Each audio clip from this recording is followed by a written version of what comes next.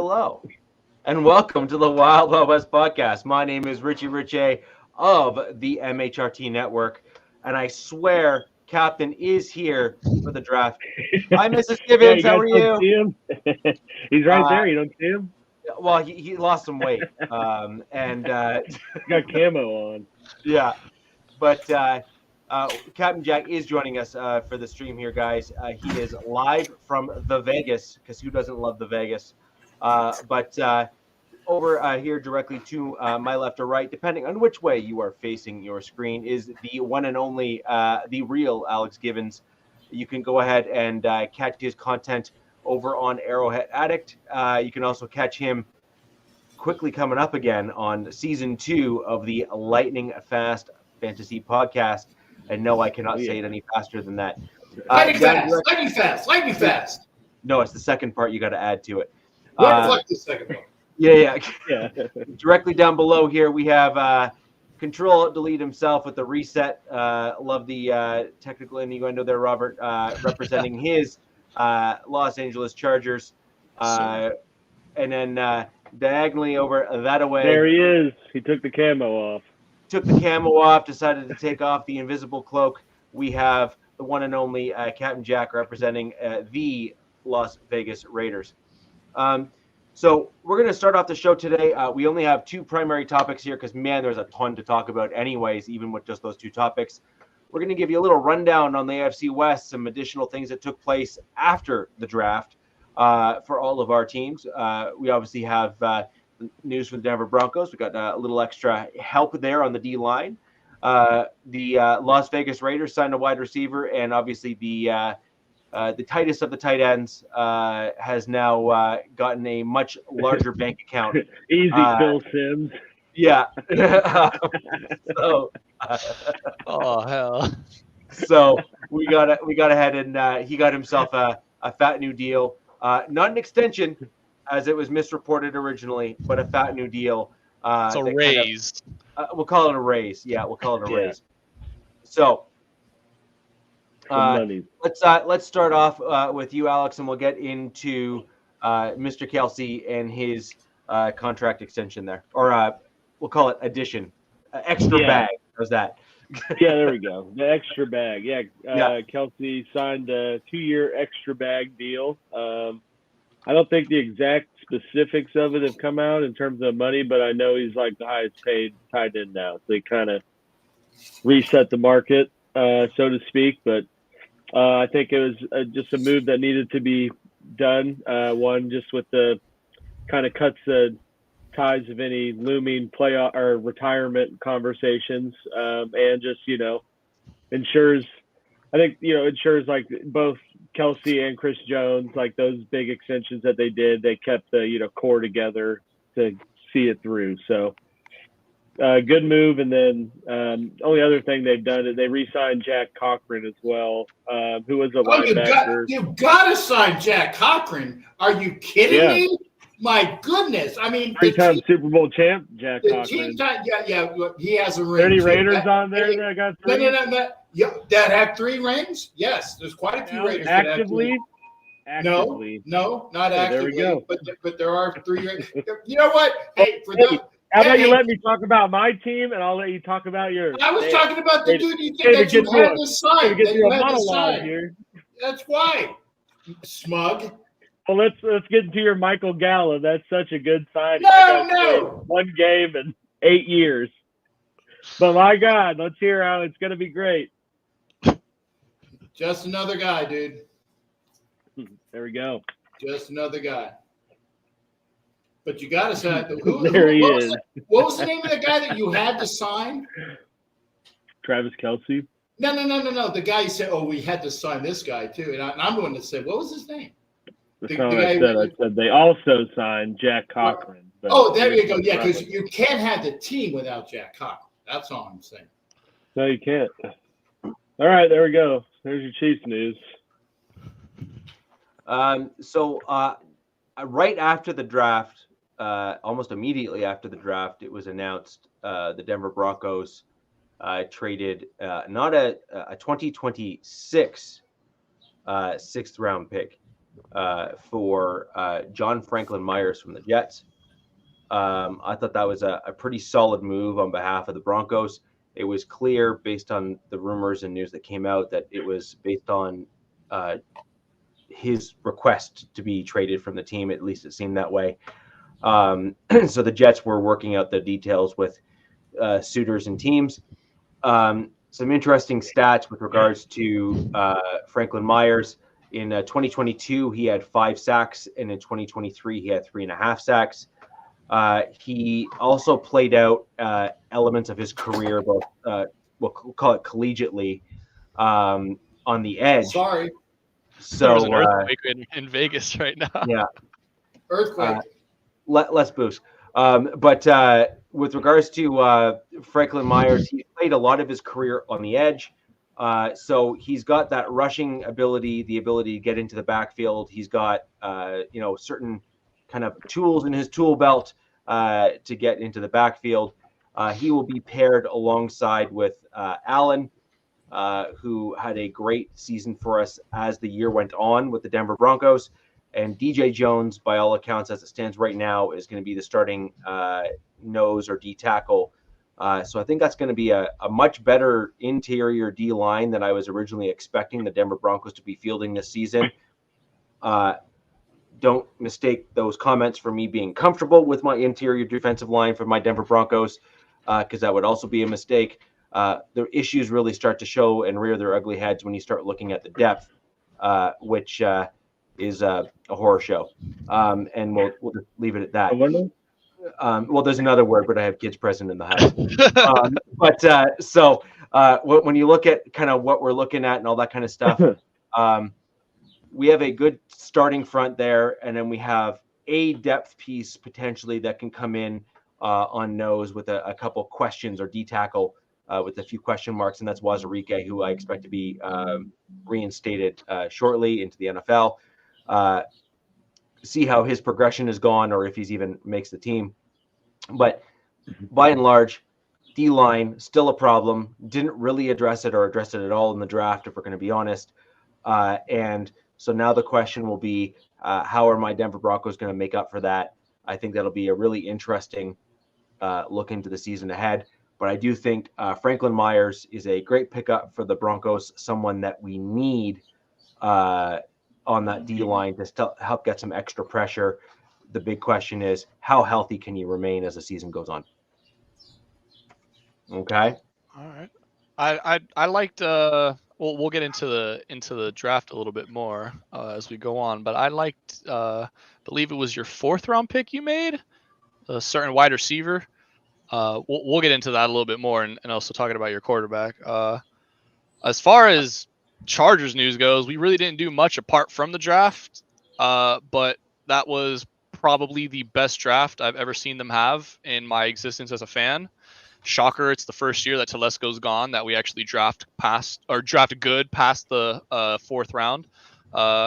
Captain got a little taste of that, a little taste of the Telesco action in this draft. So and I'm quite happy with what we've gotten. So fuck you. And we'll get into that. We'll get into that when we go over to the Raider stuff. Sorry, Rich. I apologize. That was just a natural slip.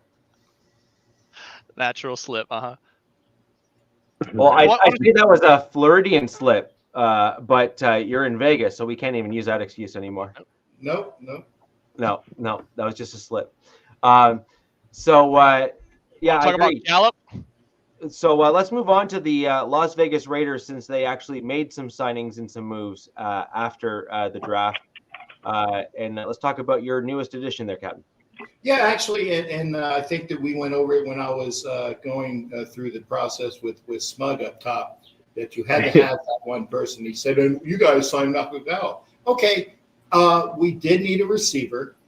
Yeah, and we will go into the UDFAs on another show, because that we actually picked up a quite promising UDFA. But before we even get there, Michael Gallup was a fantastic receiver. A couple of years ago for the Cowboys, he actually made his money basically off of 1 year, and then he hasn't been able to come back from his injury. But it's one of those things. It's a 1 year prove it deal.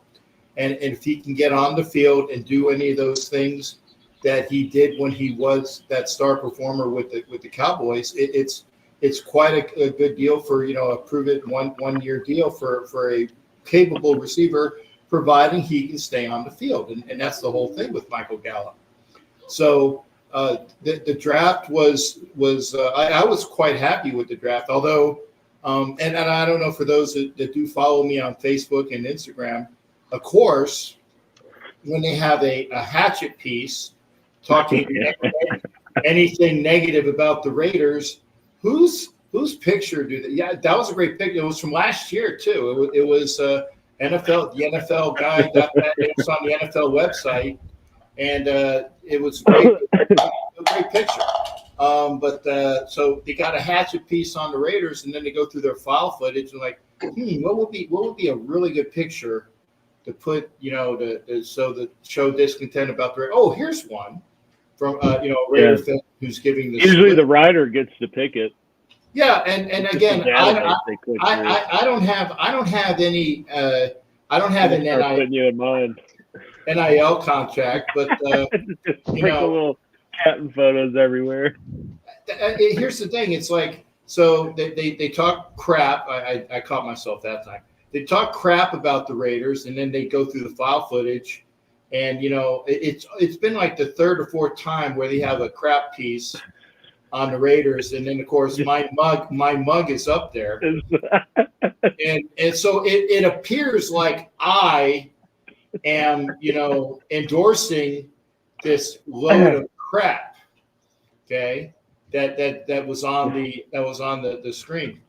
So again, don't care the analytics. There are things about there's statistics, damn statistics and lies. You could twist numbers to however you want to do it. The hell is? Oh, okay. Now I get it. Okay, yeah. Now I get it. Took a business day to get there. Yeah, I was waiting. There you go. Hey, yeah. I had to do it. They had a kid. They had a kid in at the last day of the draft. They were saying like the youngest member of the crowd that was dressed in gear. And it was a kid that was maybe like 2 months old, and the guy threw him up like just like that. I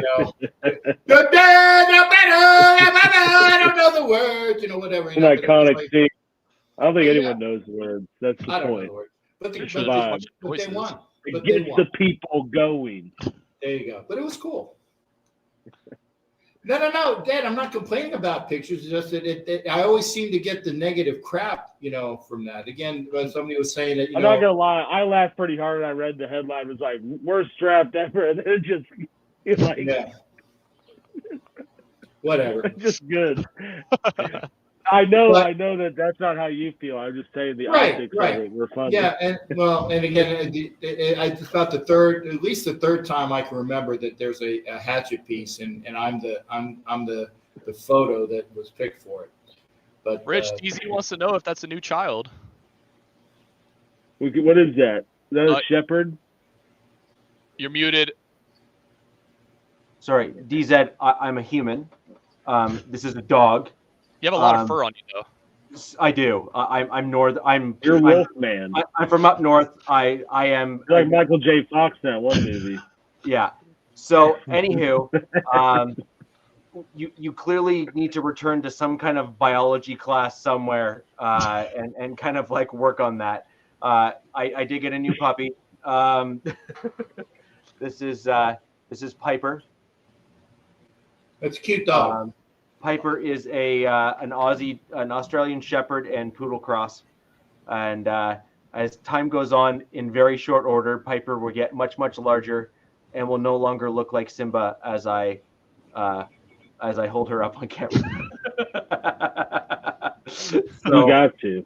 So she is just over 7 weeks old, which is why she's knee high to a duck, and she will get much bigger, very quickly, in a short order. But and I still have my dog Bronco. He's just not here with me right now today. But yeah, so I got a few animals in the house now, including myself. None more than yourself, of course. Yeah, I was going to say the biggest animal is the one that's talking. So yeah, exactly. So, yes, Ed, we have many ducks up here, multiple species, or multiple variants of them. So, and we are big on hunting them here as well. I do like a good duck. Yeah. So, Quack. some interesting. I actually think most of our teams, with the exception, obviously, of the Chargers, who I think are probably just doing some assessments and stuff like that right now, made some, I think, needed adjustments to our teams after the draft, which I think is a good thing.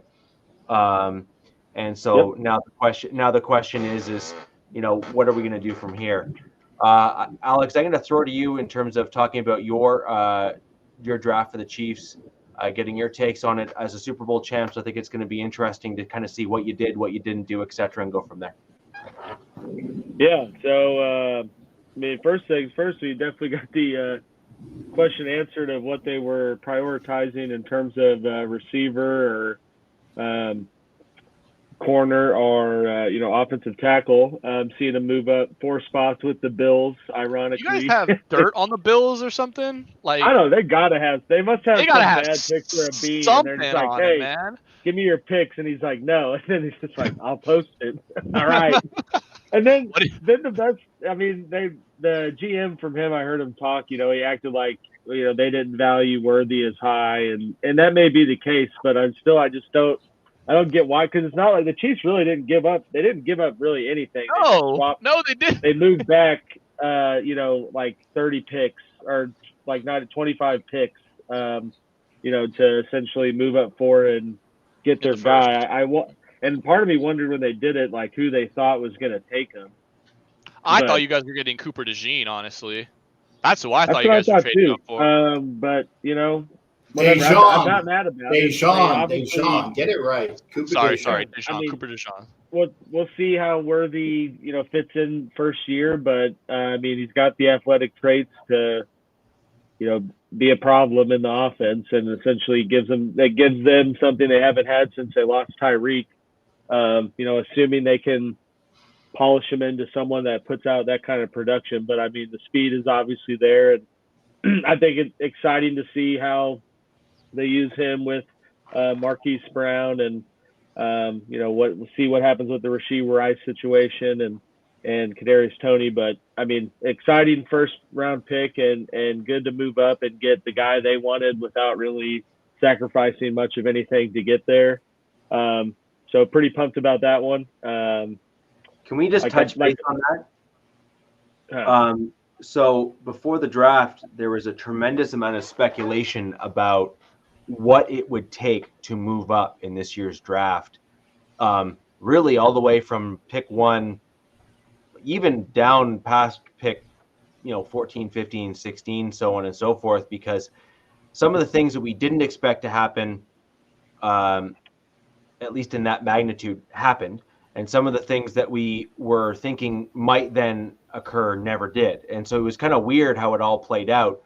But when you see the trades that occurred, particularly in the first round this year, when they did occur, the trade capital was like nothing. Like it was well below what the chart would otherwise indicate that you should have had to do in order to move up to those picks, which should just tell you that there was not a lot of interest by most teams of moving off of where they were. And so I think that's a really, really interesting thing from this year. Simply wanting to play off what you were just saying there, Alex, that you didn't give up much to do what you did. And that was very unusual for a draft to have such little, give and take from all these different teams. Yeah, I think part of it's honestly because of just how bad the Carolina situation played out last year, and teams were obviously wanting something similar to that. Because I know going into it, we talked about at least 2 of your guys' teams and plenty of other teams, aggressively moving up into the top 10, and we didn't really see any of that happen. And I think people probably got the vibe early on, like, oh, I got to give up this, and I got to listen this whole offseason about how the Bears just finessed the Panthers last year with a similar type trade. Like, I'm not doing that. And that's why you saw all these teams just decide to stay put. And, we didn't see moves really till I think late in the first round. And then, a lot of day 3, but I feel like day 2 wasn't all that crazy either. We traded up early. Yeah, that being said, the Chiefs did trade up in the second round as well. But again, a similar situation and with the 49ers, which is ironic again. But to get, I'm not even going to try to say his last name, but the offensive tackle from BYU, which, I thought pretty pumped about that pick as well. Mainly just because that guy was, going into it was consistently pretty mocked to be in the first round.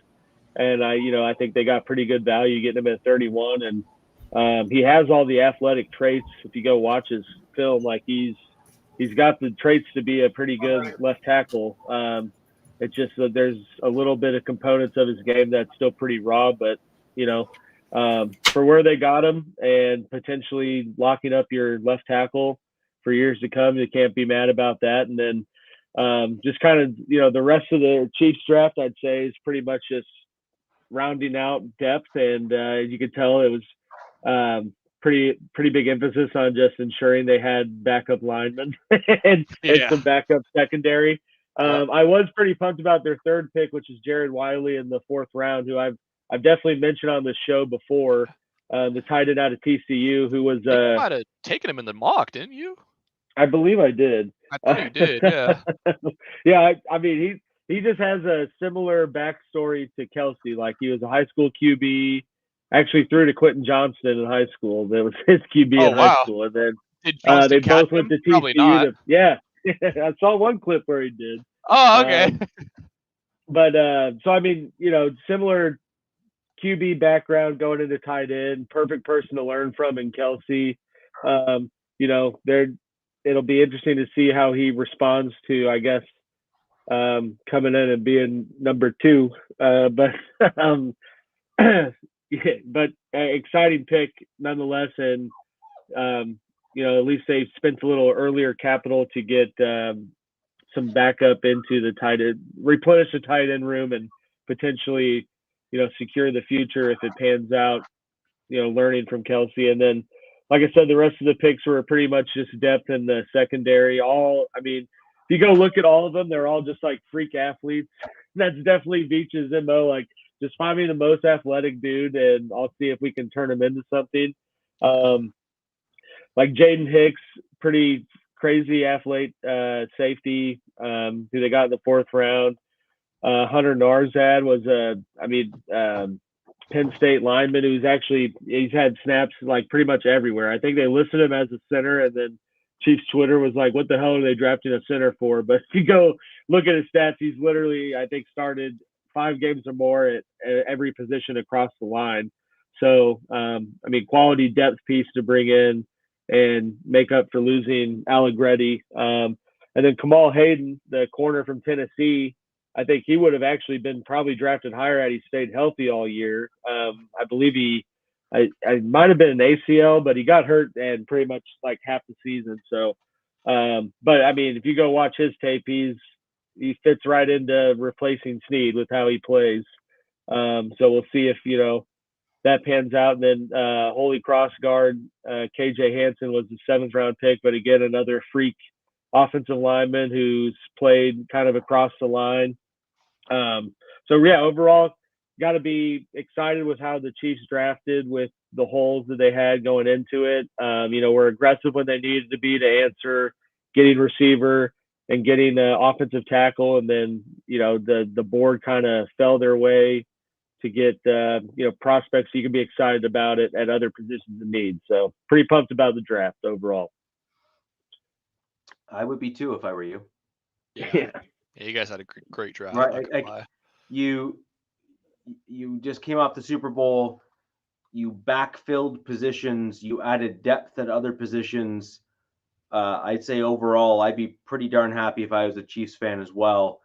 And trust me when I say that That's a tough thing to say aloud as a Broncos fan.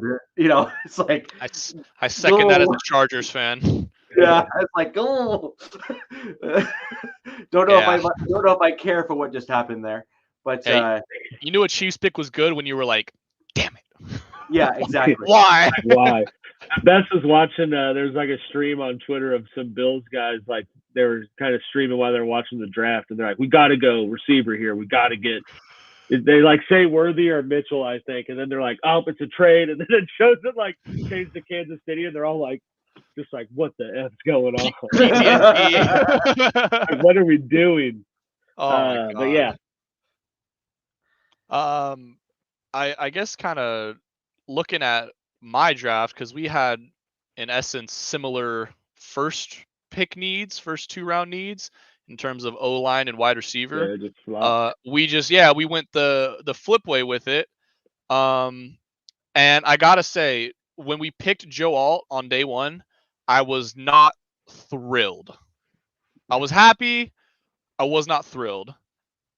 After each pick we made in the following 2 days, the Joe Alt pick got better and better and better and better. And it got to the point now where we're at the end of the draft, and I'm like, this was easily the best draft I've seen us have.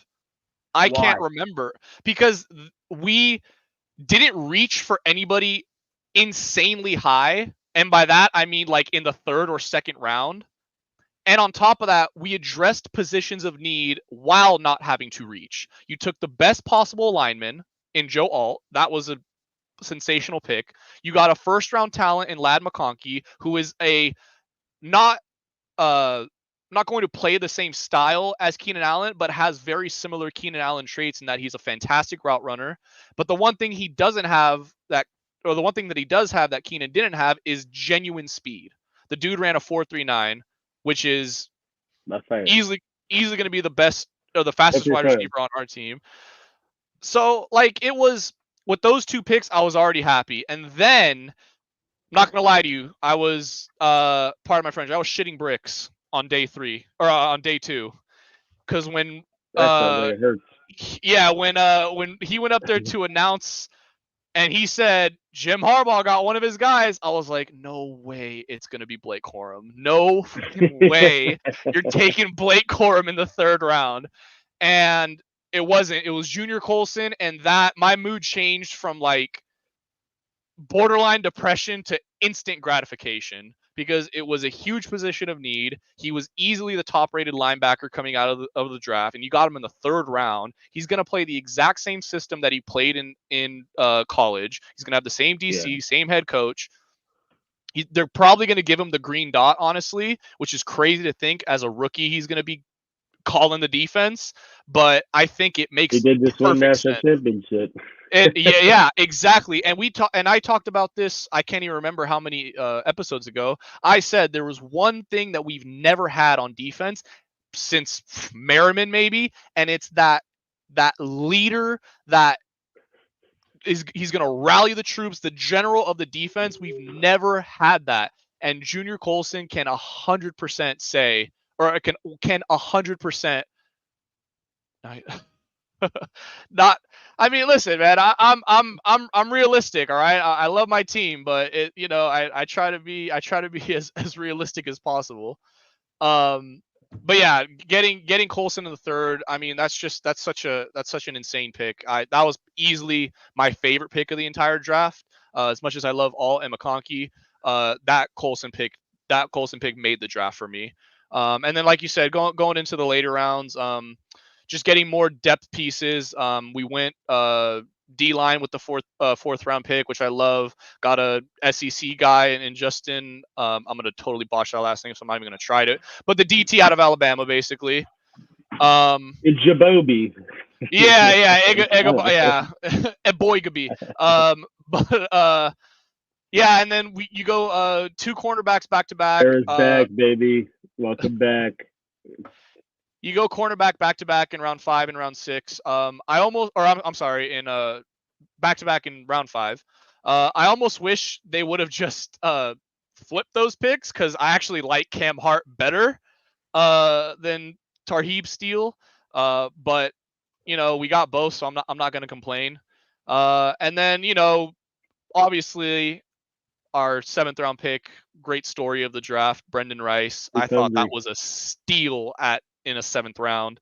I could not believe he fell that far. The fact that we triple dipped on wide receivers gave me a lot of hope for this front office, because it recognized that that was a position of need purely based off of just needing bodies in the room. You had 4 wide receivers going into the draft, and let's be honest, like only 2 of them were really starting caliber.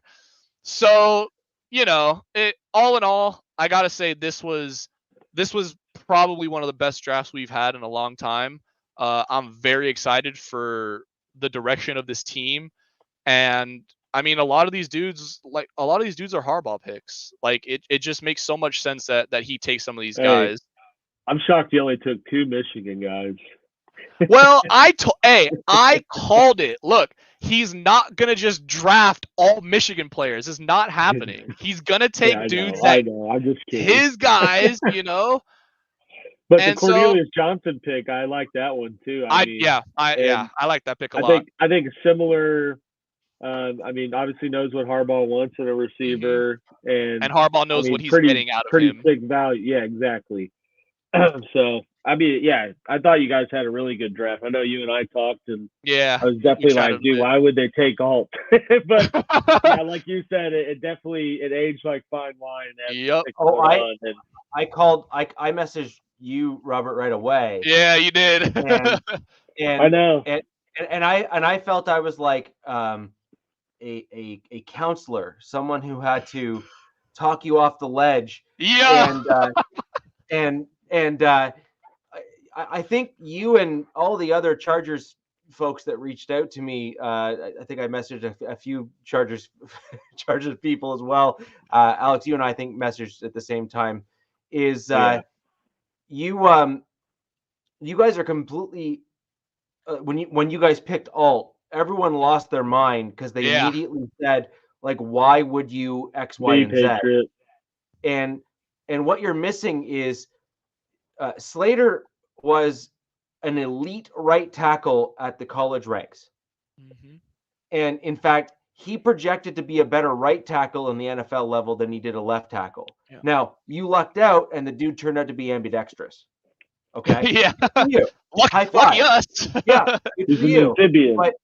But for those that didn't join us last show, highly recommend you check it out.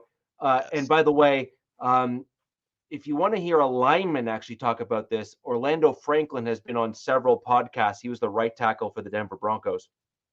And he's actually another guy that says the same thing is who's the dude, that stalwart left tackle, like the dude that I can't remember his name now, but it'll come to me.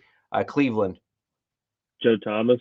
Yeah, Joe Thomas. He's been on record multiple times saying, okay, you're right with your right hand, right? Good. From now on, you're lefty. Good luck.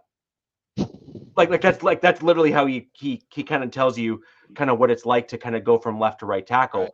Yeah. And he said, left tackle, you've gone your left arm, you're working it out, you're making sure that it's like your shoulder and all your left side has to be like primo, because that's where the absorption's coming from, is mainly on the initial punches. Yeah, exactly. And he said, now flip that to the right hand and all of a sudden take a lefty and turn him into a righty. Good luck. Right? Like, it's just not happening. Like you have such a steep learning curve that, it's just not going to happen. And I think that's an important piece, is that you got lucky. He turned out to be a dude that can just simply do it. Awesome. Good for you. But if you believe that you had a better left tackle in Alt, and it was better for you to get Alt as a left tackle and move Slater to his natural position on the right, assuming that you probably already had a discussion with Slater saying, don't worry, which you assume that you probably would have had to have, otherwise you've just pissed off one of your best players on your team. Well, I did hear that Alt and Slater have been in the communication, and yet they have reached out to each other. So I know, like. No, I meant your team. Oh, I don't care about the players. I care about the team, because the left tackle is typically still slightly more coveted than the right, even though in today's NFL, the two tackles on the right, both left and right, are almost equally as important now, given the way that teams are stacking their edge rooms. Right. Well, the other thing is too with Alt is when they talked to him post draft, they asked, or once he was in the building, I should say, not post draft, but once he was in the building, they asked him, if you would, play right tackle, could you? And he's like, yeah, absolutely. He's like, I wouldn't see any issue moving to the right. He was a former tight end in high school, coming out of high school into college, so he has experience. He was actually a quarterback too, which is crazy to think about, that a dude at his size was ever a quarterback, but whatever. But he does have that. You'd be shocked though how many linemen in the NFL used to be quarterbacks. That's true. They started as quarterbacks coming into high school, and then they just started bulking up, and then eventually it just became, It's because they're like Iowa has a lot of those dudes, because they get them from the small schools, and it's like the 6'7" dude is gonna play QB, like gonna have the ball when he's playing 1A football, like he's the biggest guy out there, and then they're like, no, we're gonna just put weight on you and turn you into a top 5 pick at offensive line. Yep. It's like, okay. That works for me. Yeah. Cool. More than okay with it. You got your 2 tackles that are gonna essentially last you the next decade. Hopefully. Yeah.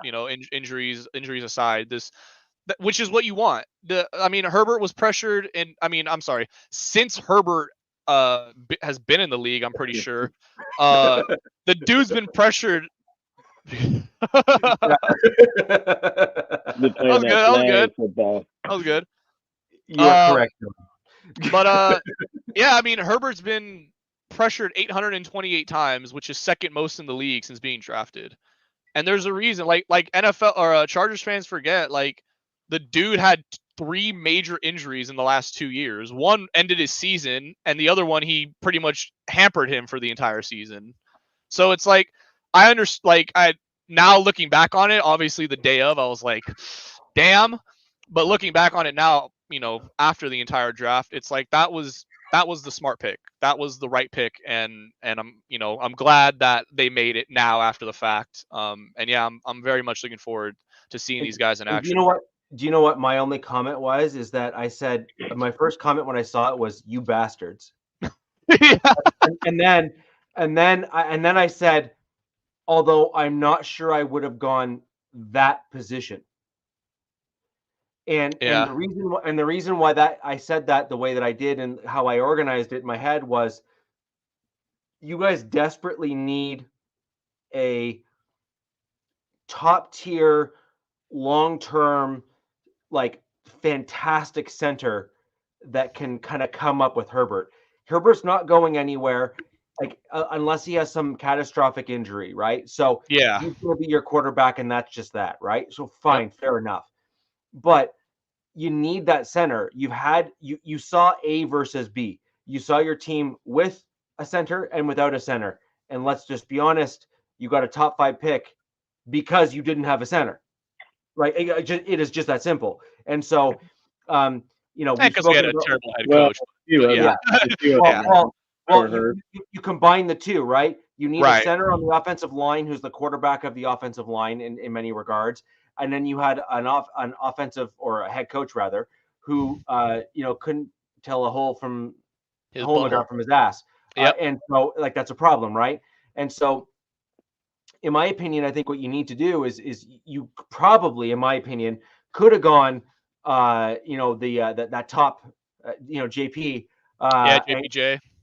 And kind of gone that route, because I think that would have been your better option as a Chargers team, knowing you already had your left tackle locked up, and you could have potentially gone that direction next year.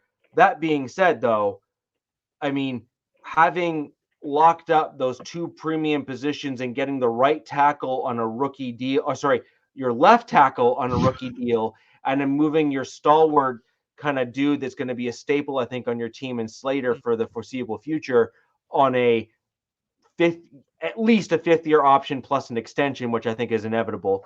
I think is a good thing for you, and we can go from there. But you really do need a center. I agree with that. We did pick up Bradley Bozeman in the offseason as like a 1-year kind of like rental thing. You know, he was all right in Carolina, but it's also Carolina, so I wouldn't expect him to do that great. You're protecting a midget back there and Bryce Young. So I don't fully blame him for his season last year. On top of that, he's going to be paired with a much better O-line than he had in Carolina, so that should prove fruitful just in and of itself. I agree with you though. I think honestly, yeah, we are putting a lot of faith in him, but at the same time, it's like you needed to take a wide receiver. Like you didn't take it with the first round pick, and that's fine. Like I understand that now coming out of it, but you needed to take a wide receiver at 2, especially with the run on wide receivers that was happening at the end of the first round going into the second round. That's why we traded up. It's because we knew that receivers were going like hotcakes, and it was probably going to be Washington that was going to take Ladd McConkey. So you move up ahead of them, you get your guy.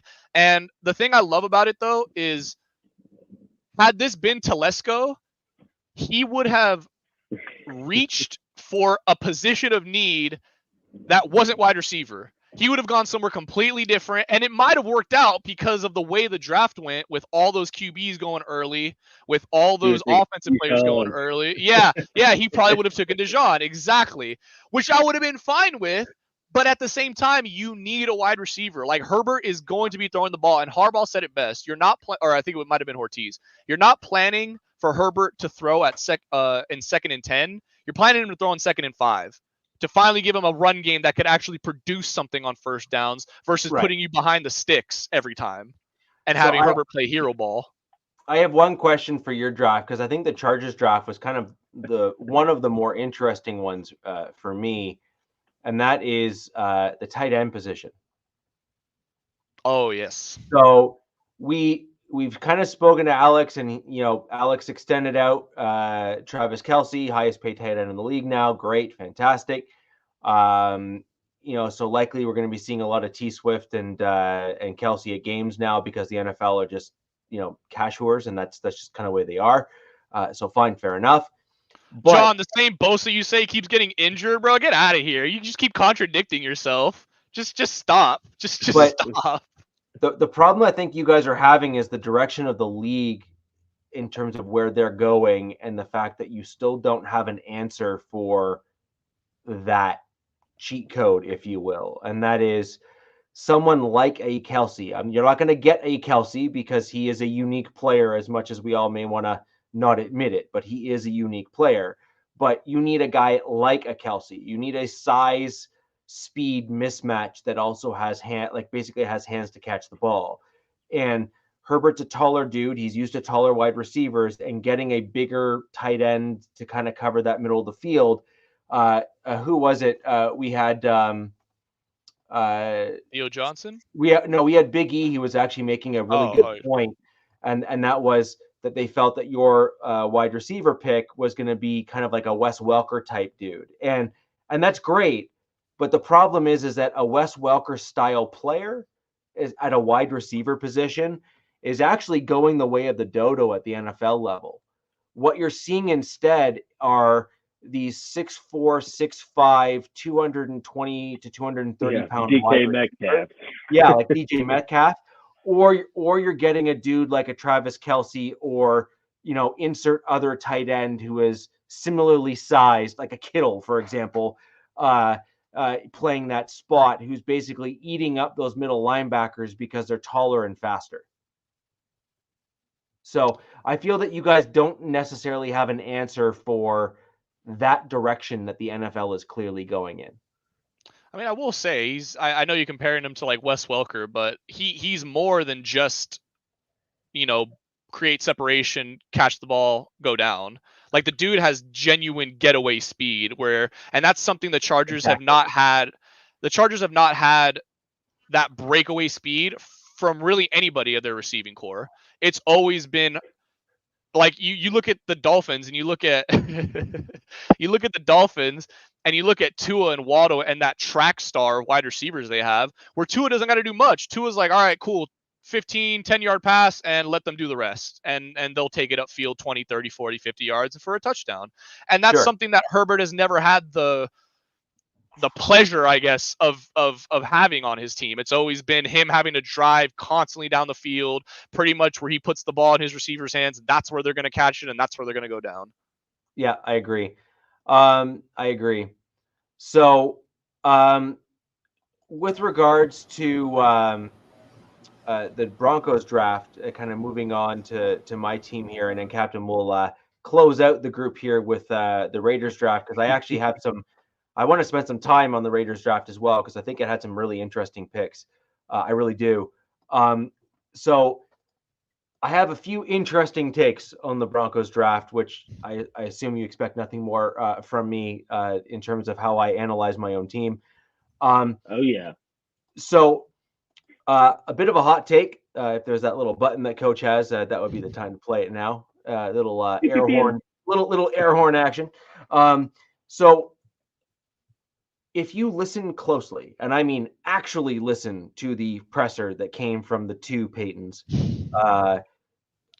who spells his name squared. Yeah, Peyton squared. Basically, one spells their last name correctly, and the other one just forgot how to spell. But at least he spokes good. There's a joke in there. I heard it. I Okay, heard it. Don't worry. Yeah, It was recognized. It was recognized. Okay. All right. Come on. I was like, dude, like you just came out of school. I figured you'd have nailed that. Come on. Otherwise, geez, California's gone downhill quick. Well, that might be true separately. Well, they did have an earthquake in LA today. Oh yeah, we did. Yeah, 4.1. Yeah. So did that kill more brain cells? Probably. Judging by some of these drivers on the way home, I'd say yes. Okay. Only because I was talking with somebody on chat, and then I get the all caps earthquake, and I'm like, well, as long as you're okay. So, and if the guy, make sure, that guy doesn't even say anything, and he's in LA, you're not getting your news from the best source. There you go. Yeah. So, an interesting thing came from their first round presser. So, a lot of Broncos fans have been saying that Bo Nix was Sean Payton's guy. And I'm sorry to say that two things can be true. One, Bo Nix was not Sean Payton's main and or first choice. Yeah, as a side piece. Okay? Like, just move that out the way. Stop being an idiot. It was a booty Pay call. attention and listen. So I have a few quotes, and these are directly from Sean Payton in the presser. And this is gonna be good. And you know when he stutters to try to say things, you know that he's trying to wordsmith something a certain way because he comes from the media space. Sugarcoat shit. Yes, exactly. Or if you're a little bit more country, it's lipstick on a pig. Right? Okay. So one of his quotes was, because of our need and the amount of quarterbacks that were taken. End quote. Okay. So let that play through your head. Like, there were 6 quarterbacks taken. We chose number 6. Okay. Just why? Because he was the only choice. Yeah. Because it was him or Spencer Rattler. Yeah. Okay. So that was kind of near the beginning of that presser. Shortly thereafter, after a few pauses and hems and haws, he then said, Chicago got a player, but past that, you can also listen to and read the stats in the film and the blah, blah, blah, blah, blah, with like basically inserting coach speak, right? Okay. And last but not least, this was another interesting one. That coupled with this, which was probably, okay, notice how that's not, well, when you did this and when we did this, probably earlier in the process, he really stood out. Huh? Okay, now that is Sean Payton in the presser verbatim. Go watch the tape. He's been hitting those bongs a little too much. Go watch the tape. Now, I also think that two things can be true here, which is I actually do believe, and this is my true belief, what I've seen, is I think Caleb Williams was basically his like number one. That he really wanted to go get number one at Caleb Chicago. Williams was his Margot Robbie, dude. Yeah, that was the gold standard that he actually wanted to target. And I actually do believe that number 2 on his list was probably Bo Nix. Because I think that he values a lot of the stats that he actually rattled off in his press conference very highly. And the reason why I know this is because they were all the things that he ragged on Russell Wilson for. Okay? Yeah. Right. But he's like Drew Brees. Yeah, exactly. So 2 things can be true. One, Bo Nix was not his actual guy, so stop it. But 2, I actually do believe that Bo Nix was his number 2 after Caleb Williams because of key statistical categories like turnover ratio, efficiency stats, those sack, basically the ability, like taking a sack versus not. All of those things are huge in terms of massive things on Sean Payton's kind of important list. And I think that Caleb Williams was number 1, and I do believe Bo Nix was number 2 on that list, outside of all the other QBs. So I think that we need to kind of cool our takes a little bit here from Broncos country in terms of saying, well, we wanted Bo Nix all along. To hell with all the other 5 quarterbacks that were taken before him. Okay, like just stop it. Literally just stop it. Okay. Now, fast forward to some of the other Broncos picks here. We then took in round 3. We did not trade back into round 2. We did not trade back in round 1. So we had just a 3rd round pick because we didn't have a 2nd round pick this year. We ended up nabbing Jonah Ellis, outside linebacker. I thought that was a pretty good pick. I didn't think it was a fantastic pick, but I thought it was a pretty good pick. Addresses the need. I thought it addresses some depth in the position. The Broncos have done fairly well actually at developing outside linebackers in our team. And so I think that he's another guy that we're going to see develop over time and likely start to earn more and more play time behind some of the existing starters on the roster.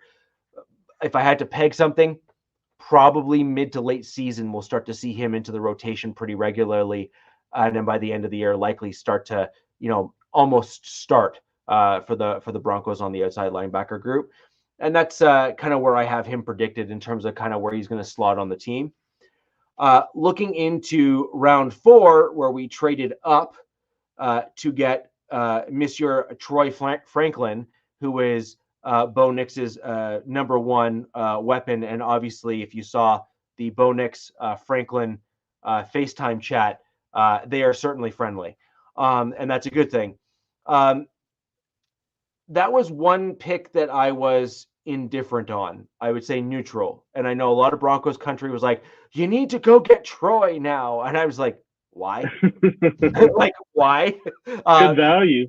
It's like, I mean, he's a good player, but he has a few deficiencies that he's got to work on when he gets to the NFL level. In my opinion, there's other wide receivers that were available in that range that you wouldn't have had to give up additional capital to target that would have probably been okay or just as good. And but I do see the mental math behind it. I do see the reason why you'd go and do that. You get a security blanket for a rookie quarterback who has a shorthand with the guy already. And so while I am personally neutral on it, I can absolutely appreciate and understand why my Denver Broncos went in that direction. You've just drafted a quarterback who you hope to be the guy. You need to put everything in front of him to enable him to be the guy. Now, if only we had an offensive line that I could also get behind. That's coming up later. Now, do you think they take Franklin because they're trying to trade Sutton? Oh, he's gone. Oh, you think? Okay, so you think it's done deal. He's gone. Oh, he gone. Okay. Yeah, they're not giving him more money, dude. No. So for one, he's been hurt 2 years straight. And also, I know, go figure. And in addition to that, for a wide receiver to demand the type of money he's demanding, without the production, where's the production? He's had one 1,000-yard season. Look, he's done very well in terms of touchdowns and catching those 50-50 balls. And last year, you have to give credit where credit's due. He caught some pretty amazing passes that were misthrown or difficult catches. So credit where credit's due to Sutton. I like Sutton, I really do, but not at that price. not at that Yeah. price, not worth it. The answer is no. He In saw my- Judy get paid, and he's like, "I'm trying to get some of that." Well, Judy, as soon as I saw that deal, I was like, Cleveland, dude. I was That's like, thank you. Cleveland. They just give anyone money, dude. Yeah, bye for now. We can yeah. go get contracts from them probably right now. Yeah. Yeah, So and you see Cleveland's trying to get their stadium paid for now by the Yeah. city. Yeah. And then we ended up getting Chris Abrams-Drain as a cornerback in round My 5. Z, baby. Good So I like the pick. pick. Good beat. I like the pick. I think he's a good pick for the Broncos. We've also done fairly well at developing corners and secondary players here in Denver. Yeah, I'll say. So I think that he's a good pickup for us. I think we can work with that, and I think we can kind of start adding him into the mix. He could surprise if he really does well in preseason by starting to take reps away from some of the other dudes we have in the room. But that's a wait and see for the Denver Broncos. We then got Audric Estim. That's a side gig. On public access TV was the best part. That's a side gig. He's got the tin hair too, with like the little flip spike thing. Him and Zach Wilson would get along. Yeah. And I guess the other thing that he's got going on is he's got the Zach Allen or the Zach Wilson look. Sorry. Just give me Zach Wilson's mom, man. That's all I want. Well, speaking of moms, the Denver soccer moms were never so happy until the day where he was drafted to the Denver Broncos. Minivans were immediately getting retrofitted in the back. Oh my God!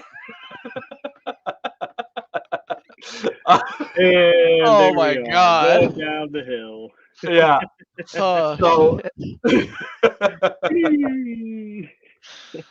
The kids are gone now, so I can say things like that. So we got Audric Estim as a running back in round 5. A few really interesting things with Audric as a player. He's a converted wide receiver, converted to running back, which is an interesting transition. It's normally the other way around.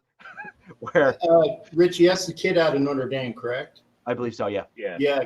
Great pick. I will say that. I was. Yeah. I'm sure Tennis pretty pumped. Yeah. Yeah, and we've got some interesting competition at the running back position now with Jaleel McLaughlin, Audric. The arms of the angel. Cue the music, man. You got McLaughlin in the back. EST, EM, and then an accent over the E, which is Estim. Estim. S time. Yeah, so he is. It's time to be on the Broncos, man. That's going. Yeah. So I see him being kind of that all-purpose guy who's very much actually in the same vein as Jaleel there. So I think they're going to be fighting for picks. I think they're going to be for play time and everything else because they're going to fill similar roles. They both have size and speed that are very similar as well. And we have P. Ryan as well. And frankly, I think the one guy that's actually at risk right now on the roster is actually Williams.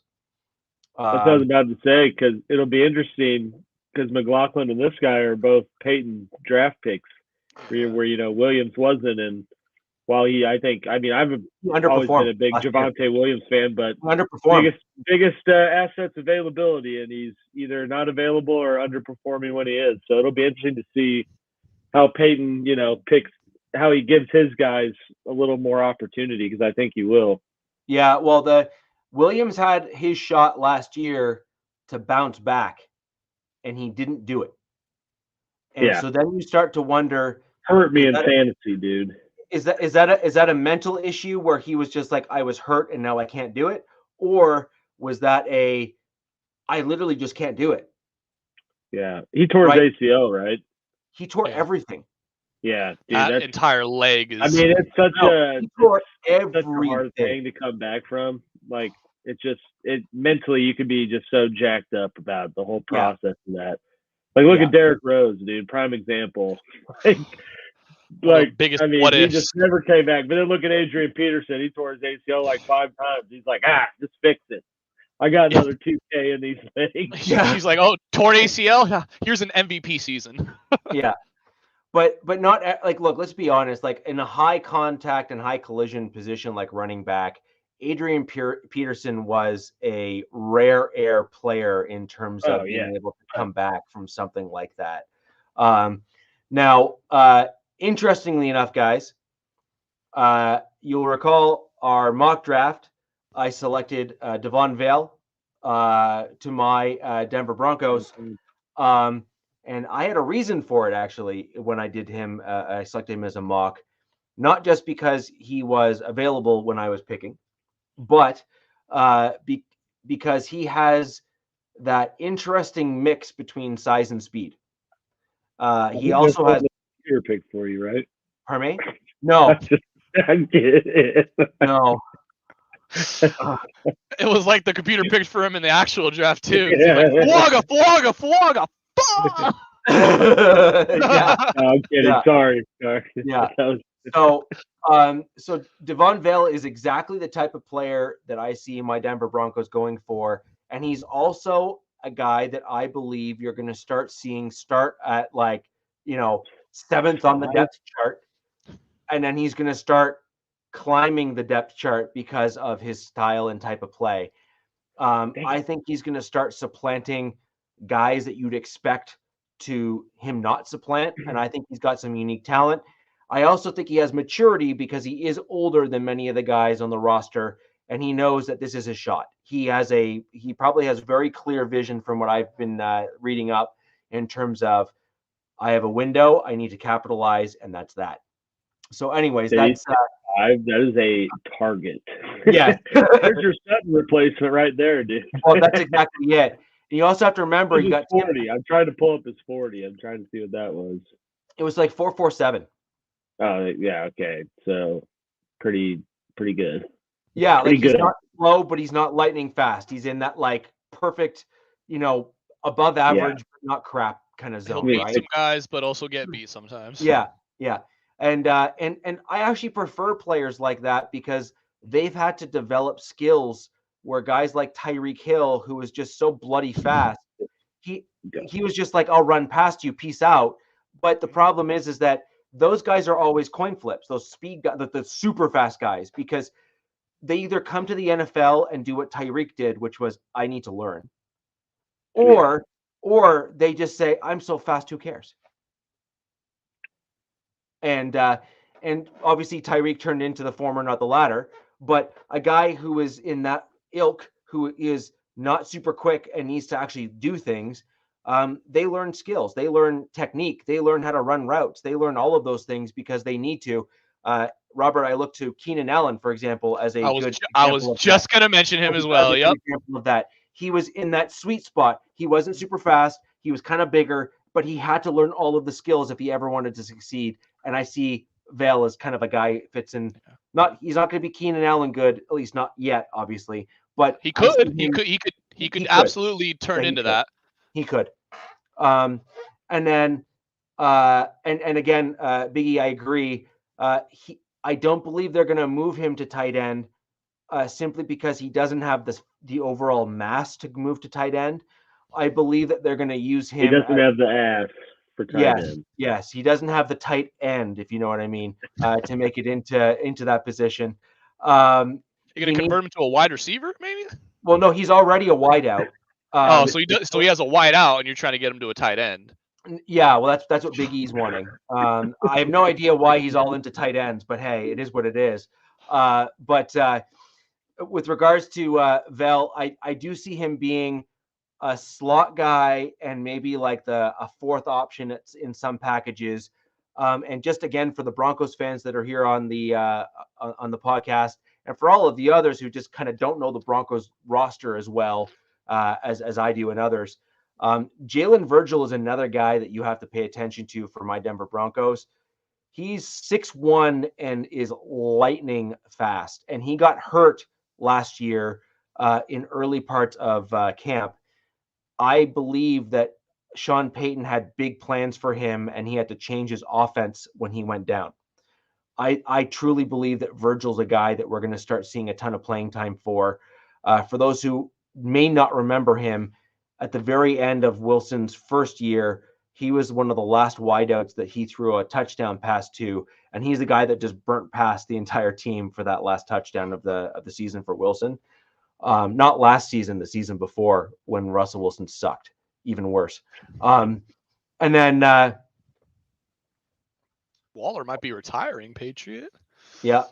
And then last but not least, we got a Nick Gargiulo. I don't know if that's how you spell it or pronounce it, but it is what it is.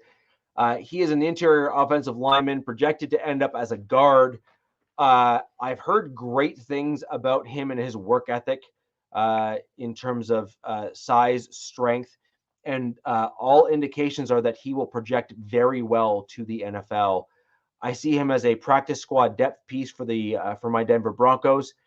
However, because we have a few question marks in terms of both contracts and cap space and some other things, I could absolutely see him kind of pull a Quinn Miners sort of thing and go from kind of unknown to known player, because the Denver Broncos, they're about your production. They don't really give a crap where they drafted you. We have done very well with UDFAs as well. And so I think that's another thing. That's very true, Patriot. That's a very good point. He retired once he signed. Yeah. That was his retirement. I get how much? All Yeah. right. Good work, guys. Yeah. So that's the Denver Broncos draft. Overall, as I promised I would at the very beginning of when I broke it down, we literally got one lineman, and that was the part that I knew you were going to miss. That was like I was just, it's right there. Yeah, dude, I thought for sure you guys were going to go Fuaga. Yeah. And so and then I thought the Raiders were going to go Fuaga. Yeah. So and Fuaga went one pick below to who? The Saints. Narlands. And this is exactly what I keep telling everyone who joins the podcast here. Who makes up the Denver Broncos front office? It is a bunch of John Elway holdovers from the front office who are all about flashy players. And who's left in New Orleans? A lot of Sean Payton leftovers who are there, who value linemen like the D-line and the offensive line. And that's why you end up with these absolute top-tier linemen that end up going to New Orleans, and they always seem to be competitive as a result. Well, they're also in a horrible division. Yeah, so everyone counts them out, and yet their line always seems to keep them in the division and in the league in the standings. So I think some people need to slow their roll when they're analyzing the Saints and the fact that they're building their team the right way. They're building out those lines because they've had some staples across their lines for many years, and now they're just basically refilling the coffers. Good for them. So I think we need to maybe give them a little bit more credit in terms of how they're building their team. And I think in a couple of years, they're going to really be able to kind of pull the trigger for a long-term replacement at quarterback. And I think that'll be what's going to bump them up again once they have their line sorted out. But anyways, that's my Denver Broncos draft. Not enough linemen on the D line. We didn't draft any. And I'm going to go ahead and throw over to Captain to go over his Las Vegas Raiders draft, because you have some interesting picks that I want to break down with you. Yeah, sure. And I wanted to say first off that I was when Fuaga was there on the board. Oh, I was like, we got him. You didn't hear it, right? But here's the other thing, and I was telling people around me, because I don't know, was I the only person on this panel at the draft? Yes, I was. Okay. Yes, you were. So I was actually got a chance to mix in with a bunch of the other people that were there. And the thing is that when he was there, he being the Brock Bowers, when he was there, I said, the Raiders are going to get a really good pick here. I said, Latu is still on the board. The tackle that I want, Fuaga, is still on the board. But Brock Bowers is also on the board. And it was actually like about a millisecond after I was talking with somebody on it that the pick came in, and it was Brock Bowers. And it didn't surprise me. I think, who was the one that said that they think that, they didn't like the pick, but it kind of grew on them. Oh, that me was with Robert. That was Robert. Yeah, that Okay, was Robert. so it was the schmuck over here. Okay, good. It was something like that for me. And the fact is that I knew that it was a Raiders pick. And by the way, other young he who does not know. Okay, best player available. Best player available. Was it a position of need? No. But he was the best player available. This guy is a top 10 talent, and he's dropping to 13. I got to move my computer here because of the glare on this. But yeah, top 10 talent available at 13. And he's one of the reasons why Georgia won back-to-back national championships. A fantastic tight end. And again, I know that Richie might remember this. I don't even think Smug up top does remember this. I know that the kid to the other side does not remember this. But when the Raiders were a dominant team in the 70s and 80s. Oh, here we go. Well, you know what? You don't fucking know. That's why I'm going to tell you what the hell you need to know, okay?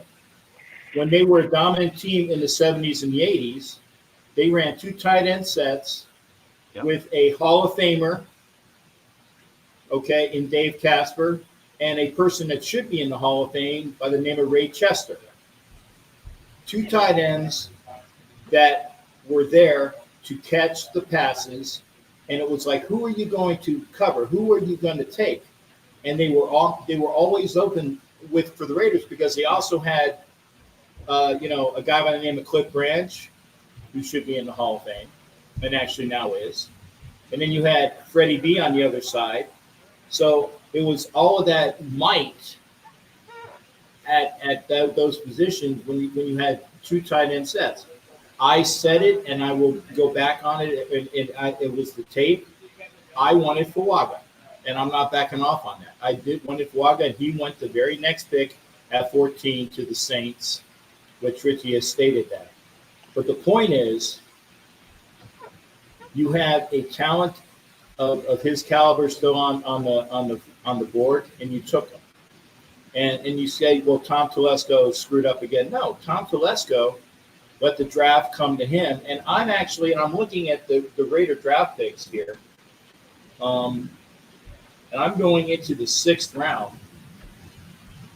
And I think that they might have only reached for their 3rd round pick, because the quality of picks that they had going from rounds 1 through 6 were guys that were very capable, that ranked out very well, and it was also a position of needs for what they wanted. Okay, if you have Michael Mayer and Brock Bowers in the back, or actually, and it'll probably be Brock Bowers in probably an H-back position, because he played that, at Georgia, you run him at like a fullback and H-back, that he can go out and catch the passes and block, and you have Mayer as your legitimate online tight end.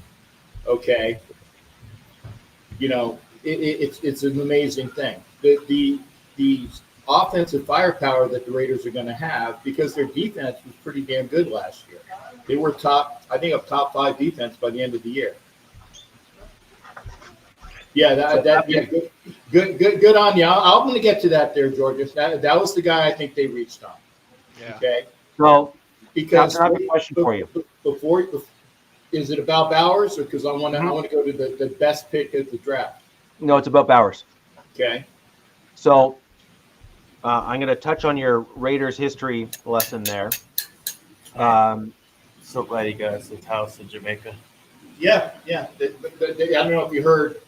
Yeah, we're at the resort. Like I said, that was Hollywood again. I don't know whether you heard it. Somebody was saying that it looks like I'm at a resort. I'm just at Shea Hollywood. Go ahead there, Rick. The one thing that you missed out when you were talking about when the Raiders were a more competitive team than they had been in recent years, back in the, like you said, in the 70s there, you had a much better offensive line. And I think that you're not necessarily giving your offensive line from back in that era enough credit in the comments that you were making with those tight ends. So the reason why you were able to throw the ball to one of those tight ends or your wideouts or whatever the case may be is because you didn't require both of those two tight ends to block in line. You were able to break one of them out to pass catch. You were able to have the wideouts break out and then actually catch the ball. So you're telling me you know more about the Raiders' offensive line of the '70s than I do? No, I'm telling you that I think you're underselling your offensive line back then, which then enabled your tight ends. I didn't even get into it because you're taking my points for the next two picks. It's called a segue, Richie. I have it lined up. Right, and I'm getting to the second part of what I'm mentioning with Bowers, which is if the intention, which I think it would be for your team to do, is to go ahead and rebuild the Raiders of old with the competitiveness that you had, I think you made a mistake with Bowers, just as I think my team, while we have a great corner in Surtain, I think that we could have gone in a different direction and built linemen or D-line or O-line instead and had a better pick. Oh, I don't know, like Slater. Sorry, Robert. When instead of picking Surtain at the pick we did.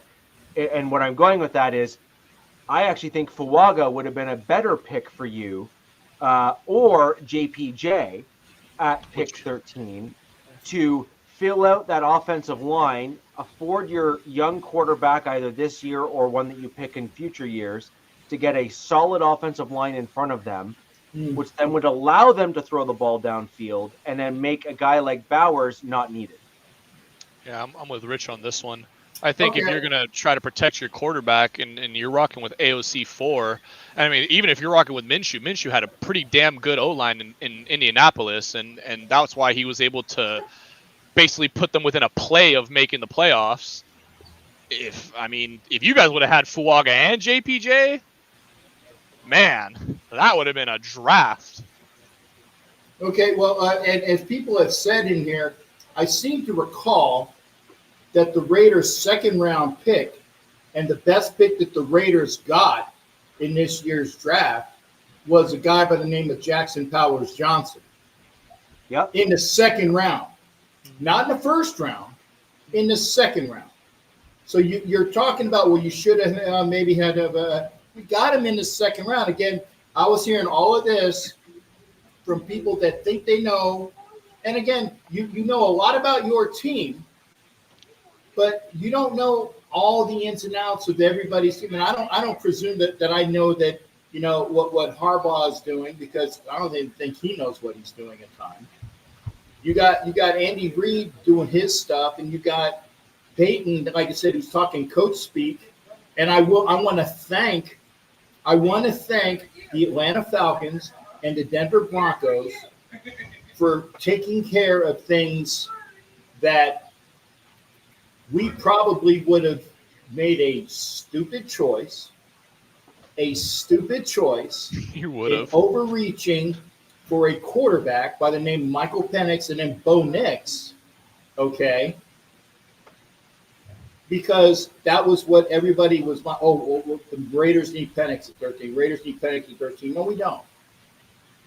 And the fact that the Raiders didn't pick a quarterback in this draft, when, again, we have the Charger fan who is all lambasting about, you know, Tom Telesco, and we also have, you know, Sharif Allah Khan, who calls him Tom Fiasco. Okay.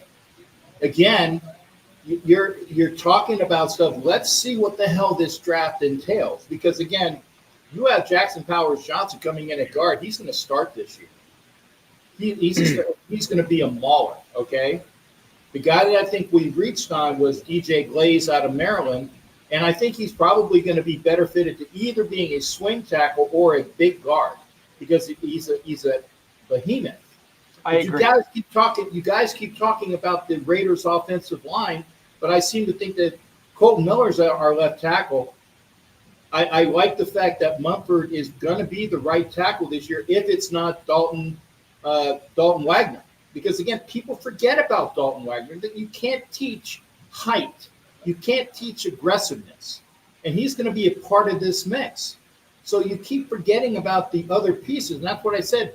People were bitching about the Bowers pick. And I said, okay, I'm not the GM. Telesco is, but you don't know what the friggin' plan is. Okay? You don't know what things are going to be. So the fact that we got the best center guard in the draft that's aggressive and was born to be a Raider, and we got him in the second round. And he's going to play. Captain, there is a piece of evidence that is incredibly important for tackles when it comes to the NFL. The short answer is this. The best right tackles and left tackles at the NFL level come from the first round, and most of them come from the top 20. It's just a statistic fact. Now, there are rare exceptions, just like those rando quarterbacks that hit in like the third and second rounds. And yes, they exist, so I'm not going to claim that they don't, because that's just a lie. But overall, when you look at the totality of the NFL and those that do the best and play the best and are the top and the best at their respective positions, left or right tackle for that matter, the best of the best at the NFL level come from the top 20 picks in the first round of the NFL draft. And so if, can your current lineup potentially kill it? Sure, possible. I'm not going to say they won't. However, if you are truly trying to build a line at the NFL level and you have a top 20 pick or top 15 pick, and you do not have a clear-cut starting caliber right tackle, then it behooves you to take one there, especially since you have a young quarterback that's under center who could use kind of blindside protection on both sides.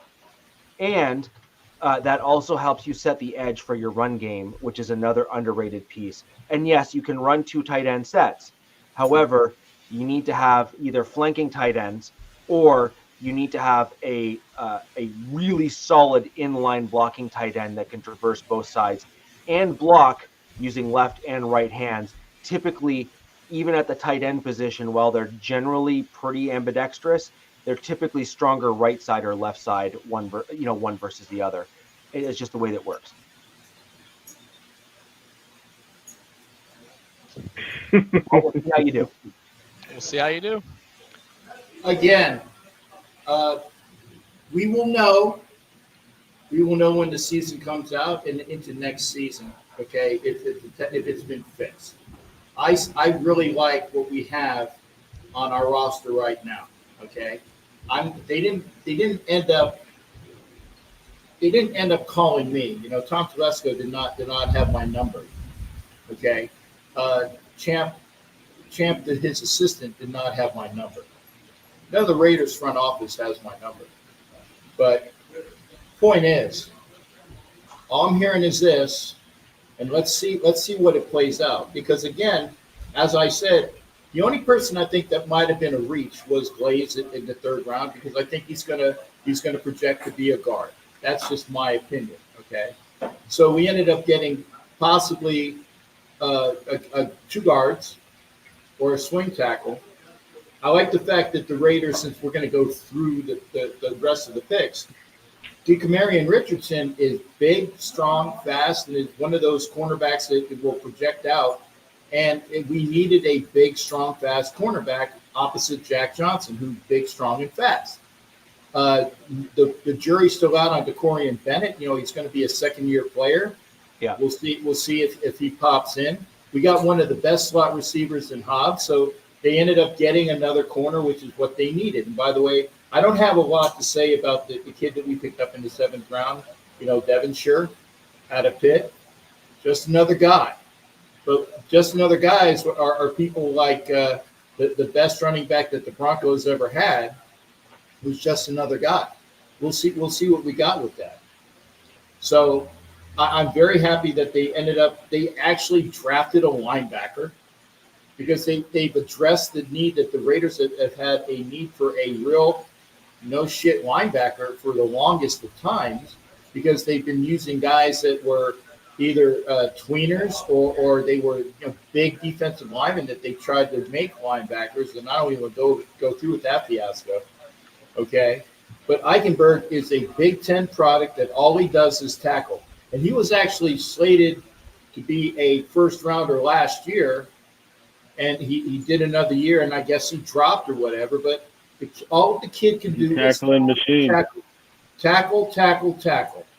His skills as far as covering the tight end, maybe not the greatest, but you know what? That's why you have guys you sub out on packages for. Raiders are under AP are a dynamic tackle the frigging ball, tackle the guy who's carrying the ball, and get to the frigging quarterback. Okay. They address that with Eichenberg. I think that's a strong pick. And I'm not sure how to say his name, but Dylan, is it Lobby or Lob? Lube. Leave. Thank you. And however it's pronounced, it's this year's version of Austin Eckler. The guy can do everything.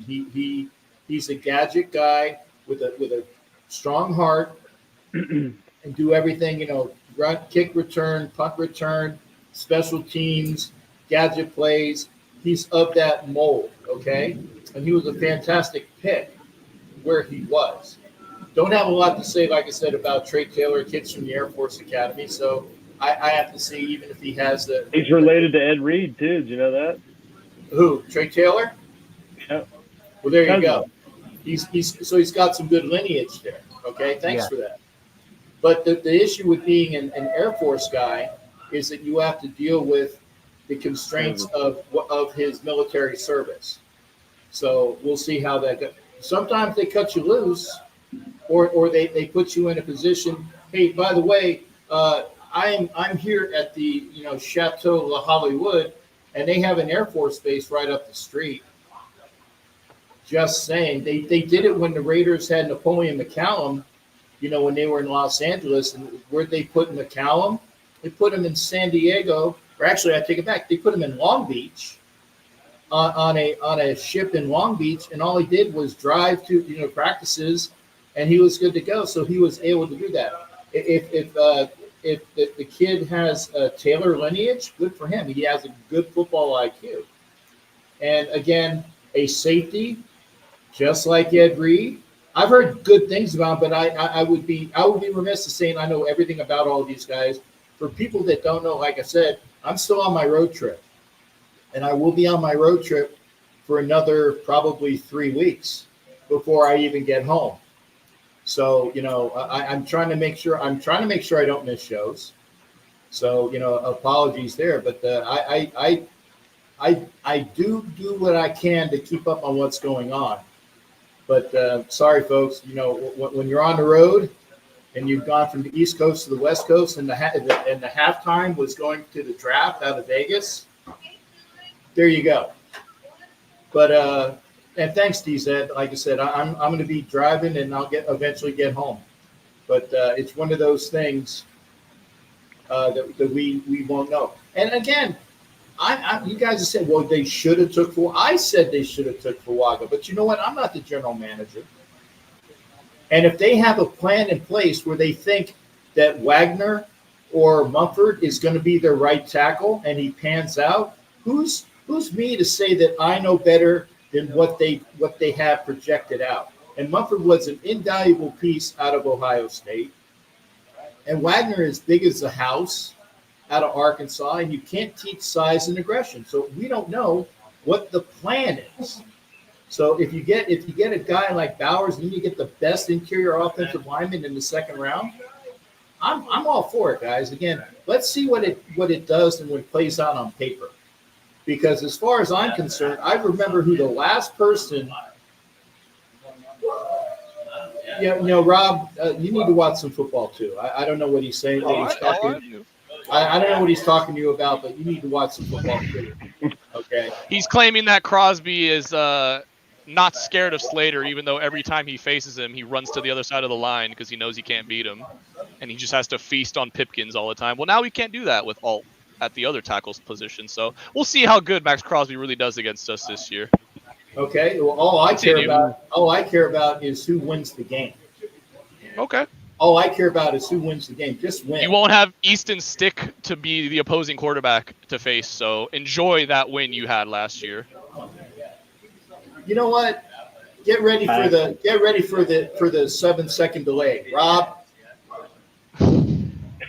Okay, there's a reason why the Chargers suck. Yeah, and it was because of a terrible head coach. And it's You're 100% right. And it's fans like you that have no effing clue what's going on. There you go. I'll make it really That's easy. rich coming from a Raider fan. I'm coming from a Raider fan? And that delusional fan base who thinks that they have a chance at winning this division this year. Yeah, definitely. Oh, okay. Definitely going to take advice from y'all. I tell you what, I know who the last team was that beat the Kansas City Chiefs. Whoopity-doo! The Chiefs won the Super Bowl in your stadium. Yeah, You're the last team to win in your stadium, and it wasn't even you. I know the last team to beat the Kansas City Chiefs, and it was the Las Vegas Raiders. And I know that the Raiders have beat the last games of the AFC West. They beat all y'all with a new. You got a nice head coach. participation ribbon with that, then. Good job. You know what? A career backup. You should be very proud. Whatever. Okay. The season is young, and you guys are talking a lot of crap, and we haven't even played a game yet. No, you guys are talking a lot of crap for not having played a game yet. No. You have no QB. You have a first-year full-time head coach that finally has some film on him, and teams can actually game plan for instead of thinking about it in the middle of the season. On top of that, the quarterback that we had that beat you and also should have beat you the first time if he wasn't hamstrung. Should have. With a ball. You know what? Should have, could have, would have, but he didn't. So. You know what? Sorry. You. Fuck you. Bye. So, Bye. Sorry. Bye. So, the interesting thing about where we are with this season. Good draft. There are some interesting. You know what? No, I hate fucking ignorance, and that fucking kid is so fucking ignorant. Oh my God! No, ignorance. It's like that other a-hole that's in the comment section that I won't even address because he's ignorant. You know what, Robert? I'm gonna go. Go ahead and kick me off because I will not be on a panel with an ignorant mother. Okay, I'm not doing it. I think that's a bit too far. Okay. No, ignorant. Fair enough, but ignorant. no, Go ahead, take me off. It's not actually ignorant. So there's a few things that are actually truth in the comments there. Thank you. For starters, it's a fair comment. His name is Robert. That's the only thing that's true about it. No, actually, it's not. So here's an example. One, this is the first year that AP has been a full-time head coach. And who did he bring in, Richie, to be underneath him on that staff? Look, we had a bunch of people on the Broncos that were under Nathaniel Hackett, and trust me when I say we sucked. Okay, like bad, right? Hackett had a bunch of backstops that were there in the coaching positions, and the Broncos sucked.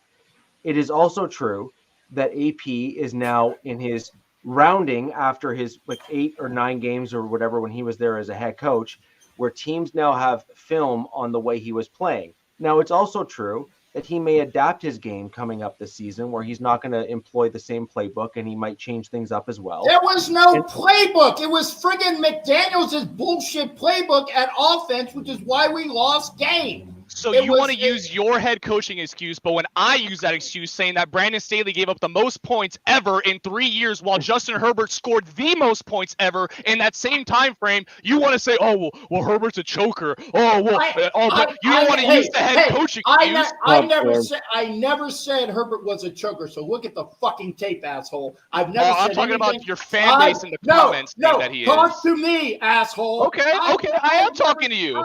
So tell me why you get to use the head coaching excuse. No, I told you I've never said that Herbert was a choker. I said okay, fine. That's fine. I will disregard so that. Talk to me. I am. Why do you get to use the head coaching excuse for your Raiders, but the Chargers can't?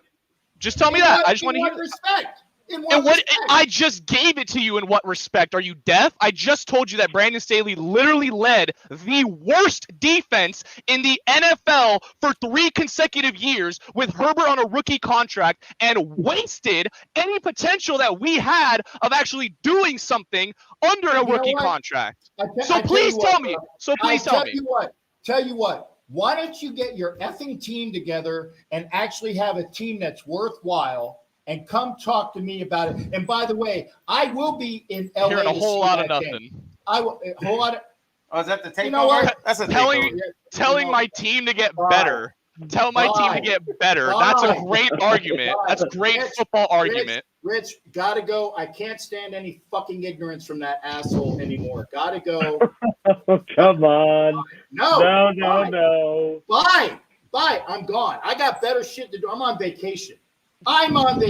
Just like fucking Axel Foley, man. I'm on vacation. I don't have to listen to that fucking asshole. Rob, you know what? I at least have respect for Coach because he had fucking knowledge. You don't. That's rich. Yeah.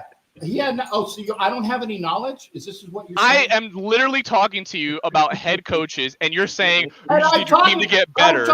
I'm talking to you about head coaches. Who won all those games? It was the team playing for Antonio Pierce and Graham in the best defense that had a top 5 defense. We were hamstrung with no offense. Okay, we were hamstrung with no defense.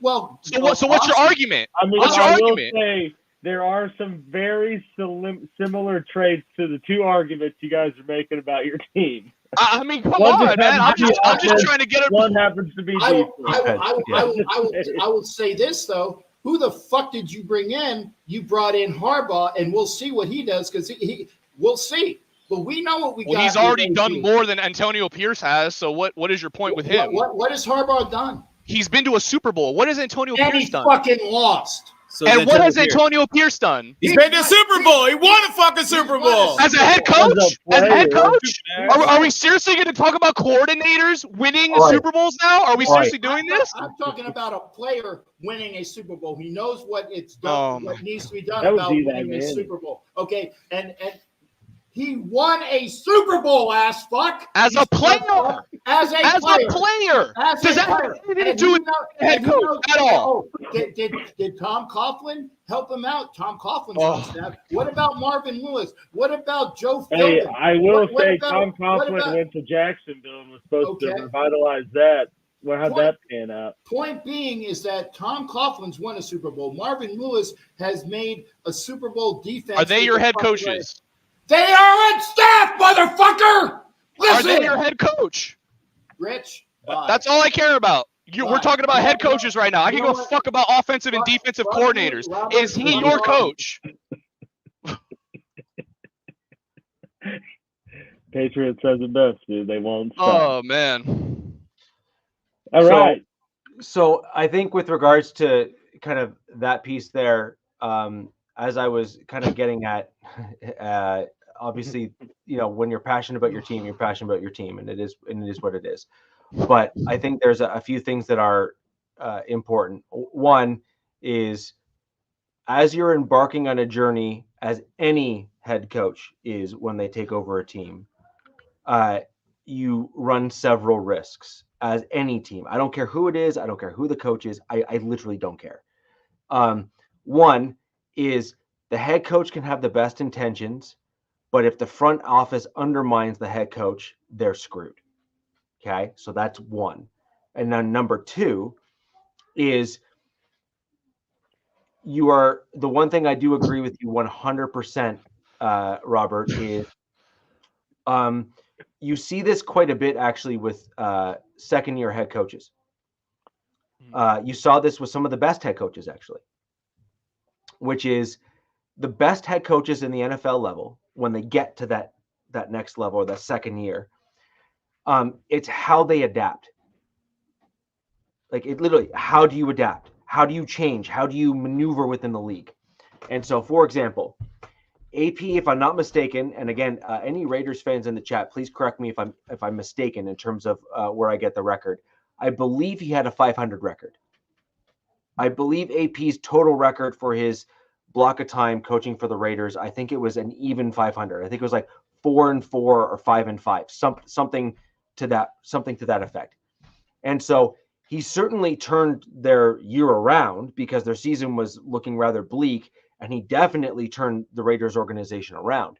However, the question now is, to your point, as you get film on what the coach's tendencies are, and you can certainly tell tendencies in terms of what's put on film and what's on tape and stuff like that, opposing teams will adapt accordingly. And they just will. For example, the Denver Broncos have a lot of tape right now in Peyton's first year with the Denver Broncos. It is my prediction that what Peyton has all but said is that he was under a limited playbook, and therefore there's a whole boatload of plays that he wasn't able to implement because Russell Wilson was not capable of making certain throws. And you saw that because he didn't make those throws under two different offensive schemes, under two different head coaches. Okay, so I'm equating this, and I'm evenly and equally. I'm an equal opportunist when it comes to criticism. I will happily critique my own team, and I will happily critique my opponent's teams. As will I. Similarly, Mahomes has got a few weaknesses in his game as well. For example, one of the weaknesses in his game. Yeah, he wins too much. Well, there's that. But there's the smug. He is. Yeah, there's the smugness right there. But yeah. For example, Mahomes has shown that he's not infallible. As an example, his line broke down and he was a shell of himself. Okay, you saw that against Tampa. You lost two of your main linemen. No offense, Mahomes looked rather pedestrian when he didn't have a great offensive line blocking for him in that game because he was forced to do things that he wasn't used to doing. These are just facts across the division, and as you watch football and as you assess the football team. So scheme will matter with the players that you have.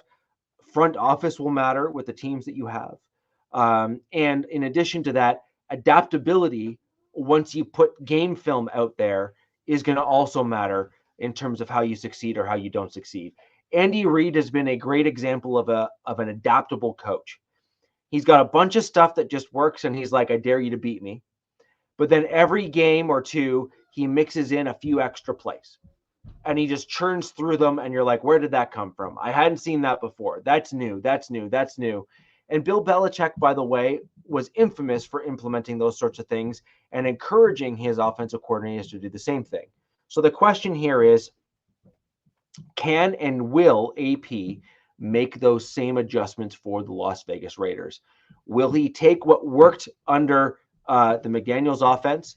Will his offensive coordinator bring in other plays and intermix it and put the team in the best position to win for those Las Vegas Raiders? The short answer is we don't know because we haven't seen it yet. However, it is an absolute valid question to ask because I've been asking it as a Broncos fan for the last 6 years or 7 years, right? Which is, can we adapt and get better? And the short answer has been, for the most part, that the front office, for the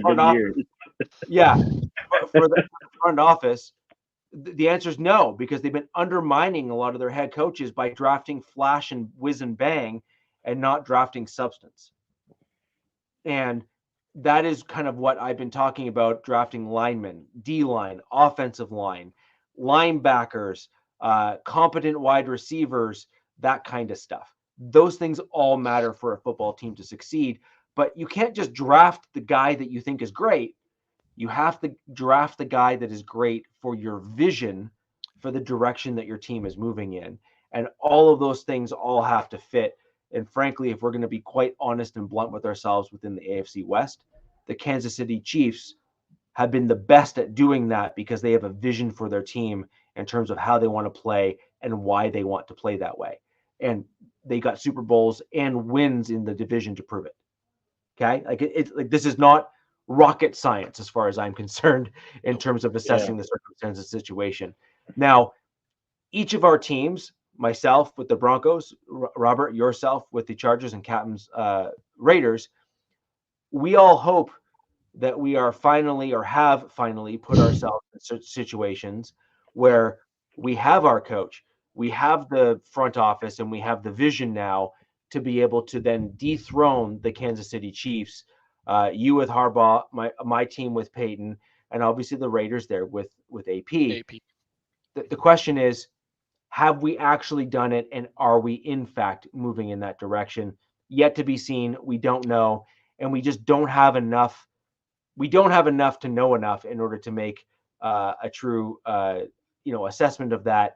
I can say that my Denver Broncos overperformed last year based on the roster, and I am willing to credit that to the head coach. Okay. You guys have a good head coach.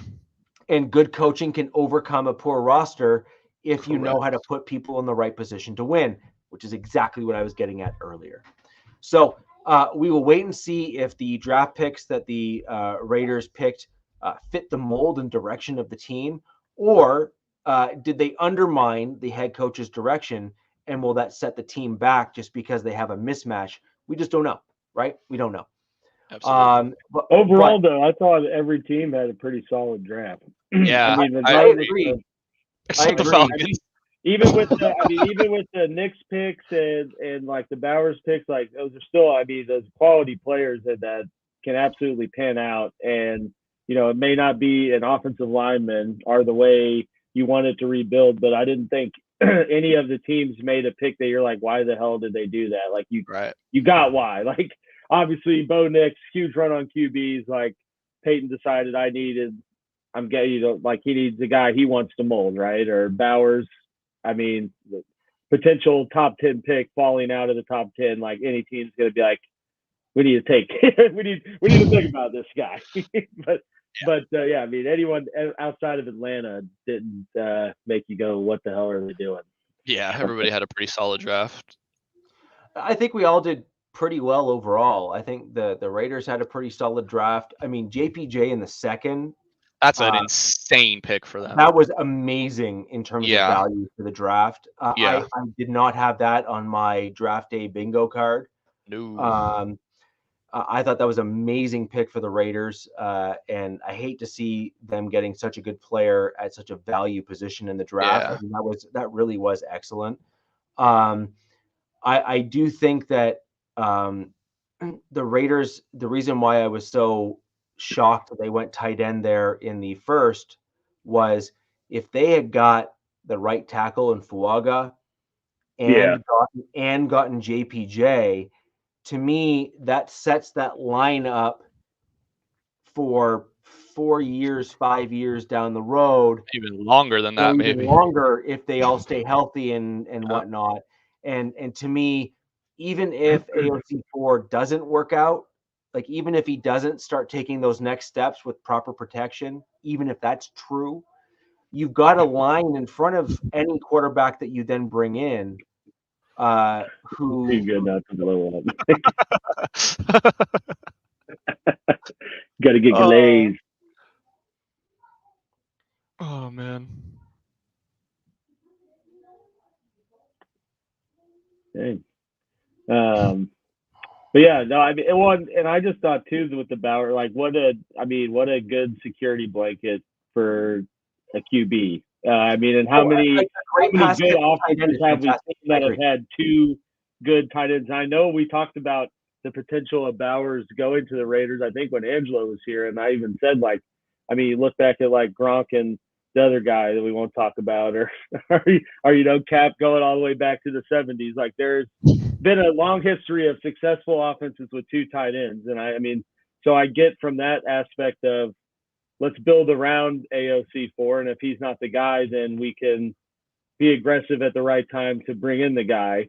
So I get why they did it, and hell of a player. So sorry, I just want to address this comment real quick. Yeah, so, please do. I was about to.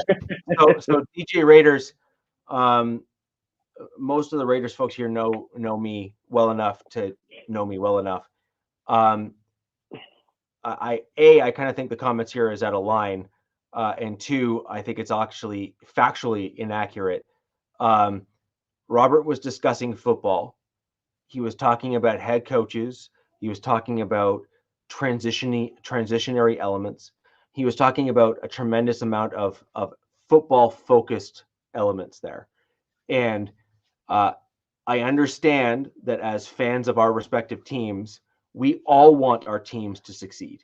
We all believe our teams can succeed, and we are fans of our respective teams. And we believe that the moves that they have done are 100% in our team's best interest, which I actually agree with. I think, none of our teams set out at the beginning of the year say, hey, do you know what we're going to do? We're going to be worse this year. Right? More stuff. Yeah, like none of us are doing that, right? However, I think that we just need to be very, very careful about attacking the individual rather than the take itself. And so you'll note that when I speak, even though we are all divisional rivals, I intentionally only discuss the content rather than the person. And I think that's an important distinction to make. We can disagree with one another. We can not like one another's teams when we play each other. We can do all of the things all of the time. However, I just think we need to be mindful of the lines of rather than attacking the thing, attacking the person. And I'm always mindful of that. And so I don't believe what Robert said was disrespectful towards anyone directly. I think he was talking football, and that's just my personal opinion. But because we are fans of our respective teams, sometimes we simply take things as a personal attack just because we are so invested in our teams as fans or fanalists, however you want to look at us. That was pretty much greatly said, Rich. I really can't add much more on top of that. At the end of the day, people are gonna, insult you. People are gonna talk bad on your character, whatever it may be. I know what I stand for. I know what I represent. I know what I bring to the panel. I know what kind of insight I'm able to offer. I never try to overstep my boundaries or try to overstep into the knowledge that I don't have. But you know what? I can't, I don't, for people that may be even thinking that like I hate Captain Jack or some point, I don't. I don't hate him at all. He's a great person. He's great on the pod. I love having this podcast with everybody here. But to say that, I started talking ish or whatever, or I started keeping it purely football. This is a football podcast. It's an AFC West football podcast. So we are going to get a little heated from time and time again. It's what makes it fun. It's why we love football. It's why we love the game. The point of the show is to have a respectful debate. That's the other part I'm of it. not going to agree with everything Richie says, or like Angelo came on talking about how the West runs through Vegas. Like, obviously, I don't agree with that, but I'm not going to, just rip into him, Yeah. But I'll rip into your takes all day, Richie, but well, see, here's the thing. I'm probably more critical of my team than I am yours. yeah, it's hard. It's hard to dig into you. You actually support me more than sometimes I support this team. So I mean, at the end of the day, the AFC West is actually in one of the most interesting spots in the NFL if we are going to be truly honest as a collective group. There's only one established head coach right now who's got an established track record in the AFC West, and that's Andy Reid. Exactly. And then I just kind of sit here sometimes. And then you have the Denver Broncos, who have a Super Bowl winning head coach as a coach. And again, this is, I think, where we kind of miss the mark a little bit as we're assessing things, which is being a player is one thing. And in fact, if you were to ask any of the Raiders greats or Broncos greats or anyone, a player is being a player is much different than being a coach. I mean, let's just put it this way. How many of the absolute best NFL players, so let's just throw a dart and hit someone, like Joe Montana. We'll just use Joe Montana as an example, right? He was arguably the best quarterback to ever play the game until Tom Brady came along, and that just makes me sick to actually say that out loud, but I did, right? And then now you have Patrick Mahomes, who's starting to kind of enter into that conversation based on how he's doing and everything now as well. Fair enough, but why isn't Joe Montana like one of the greatest head coaches ever?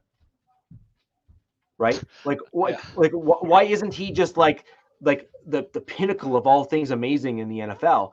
And the short answer to that is sometimes when you are that damn talented, you had a cheat code, It came easy. right? It just came Yeah. easy to you. It just came naturally to It you. just came naturally. And so what you often find when you get to the NFL level is that the mediocre players are actually the best coaches.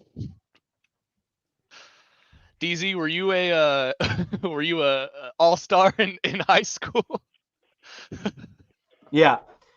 So but that's exactly it, right? Is that Coach like just put them in.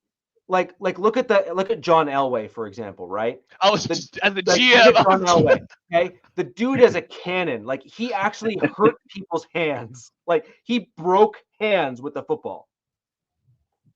Okay? He is not a good coach. Arguably, he's not even a great football executive. Why? He had a cheat code. The dude literally had an absolute Just natural. like double-barreled shotgun for an arm. Okay, he was that damn good, and sniper rifle accuracy as well, being able to throw both on platform and off platform. But those types of guys often don't make great coaches because, like you said, They don't know Robert, how to coach it. They're like, just they don't know do how it. to coach it because they were just able to do it. It's like They'll Brett line up next Favre, to you, be like, do it like this, and he's like, I can't. And he's like, what do you mean you can't? He's like, what do you want me to do? I always think of that Brett Favre Gruden show when he's like, now why'd you throw this into triple coverage? He's like, because I could. It's like, yeah, I mean, that guy would never be able to coach a QB because he's like, yeah, I could get away with that, so I just did it. Like, oh, Yeah. okay. Yeah, for example, Mahomes throwing like a behind the back, left-handed pass that landed for a touchdown. Any quarterback's coach who's worth anything at any level, including the NFL, would literally walk up to any other quarterback and hit him upside the head with a shovel, right? For making that play. Yeah. I'm sorry, that's a fact. But Mahomes does it and it works out, and Andy Reid's like, dude, I was about to rip you a new one until it worked. Yeah. Mahomes has Mahomes just has like a permanent green light. Like at this point, Andy's just kind of told him, like, dude, you're gonna hit him more than you miss him. So just go for it. Like, yeah, you'll throw into triple coverage, you'll throw into double. Maybe a couple of them will get picked, but I mean, the dude's got three Super Bowls. Three Super Bowls. Jesus Christ, I'm tricky. Yeah, whatever. And GA, this is exactly my point, though. Like you are doing nothing more than proving exactly what my point is. An undrafted free agent who was not drafted to the NFL had to learn and fine-tune all of the elements of his game because from day one, he was not making a 53-man roster unless he was exceptional. That is my point. Like, you are doing nothing but proving my point. Now, that has the potential of making him a great coach. Not just a good coach. He clearly gets dudes to play for him. Yeah, I mean, exactly. turn the Raiders around. Exactly. And so this is the thing. But however, I say that, and I'm also, again, two things can be true. It makes him a great coach. However, can he be successful? It's very civil of you, Patriot. Yeah, I agree. But can he be successful? That is the question. He could be an excellent coach, and I mean a great coach, but he still has to learn the nuances at the NFL level to truly take his team to that winning record and the playoffs. And, obviously as a Raiders fan, hopefully the Super Bowl and win it, right? And so the whole point is a player like AP probably has the tools to pass that along to someone else or other players because he had to do things the hard way. And that's literally all I'm saying when I make comments like that.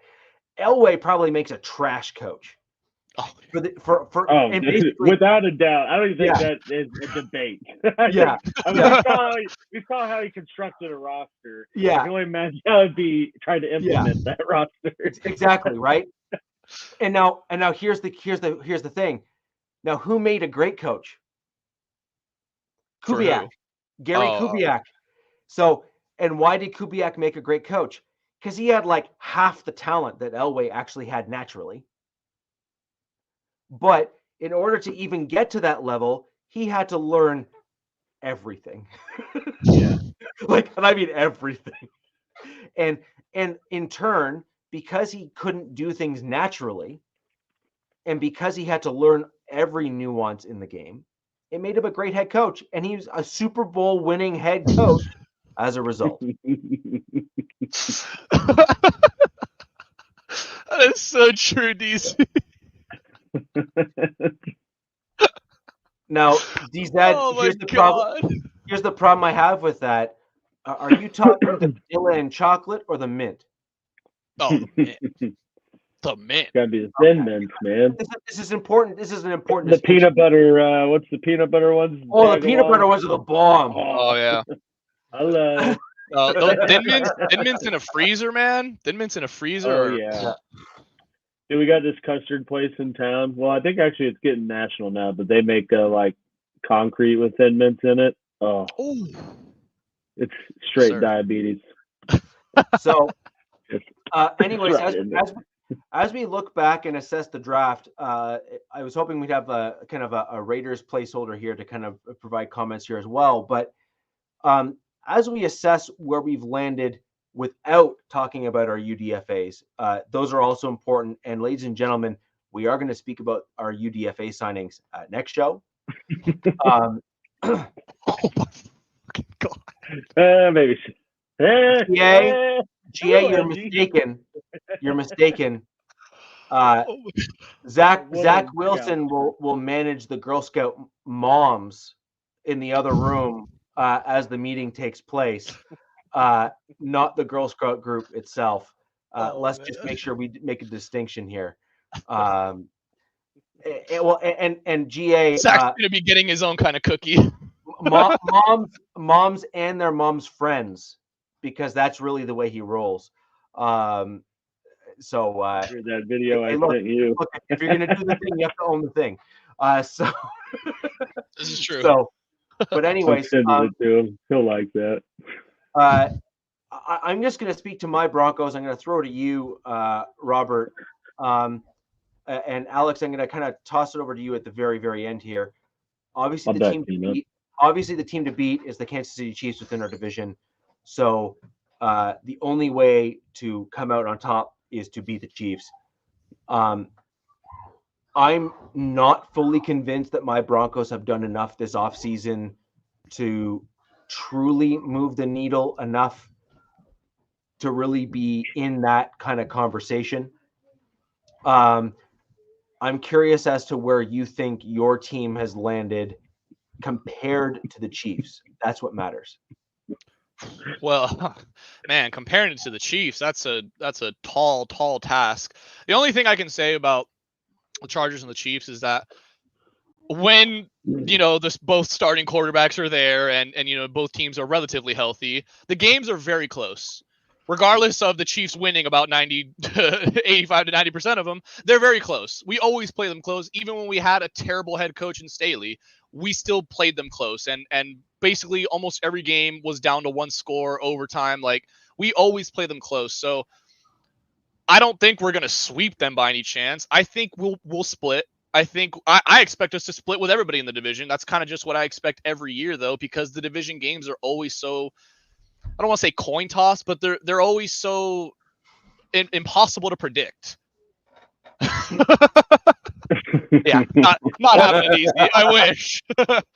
But yeah, like I think the Chargers play the Chiefs well. I think they match up against them well. Obviously, it's not even close. They're the two best quarterbacks in the division. Like, they're gonna have insane games together, and that's what you love to see. You love to see two quarterbacks battle it out.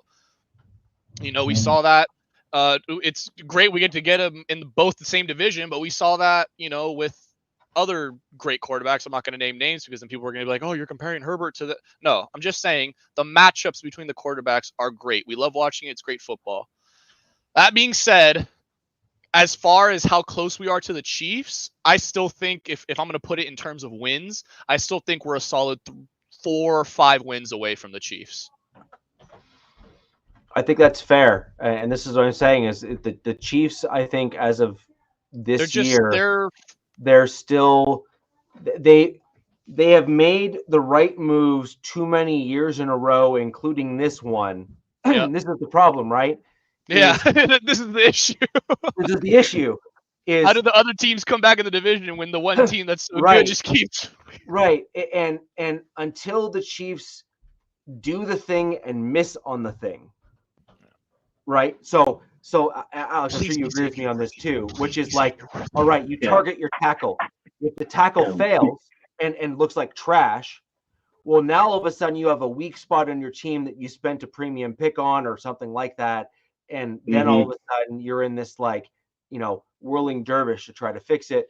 And that's often where teams, make mistakes and whatnot, right? But until the Chiefs are put in that position,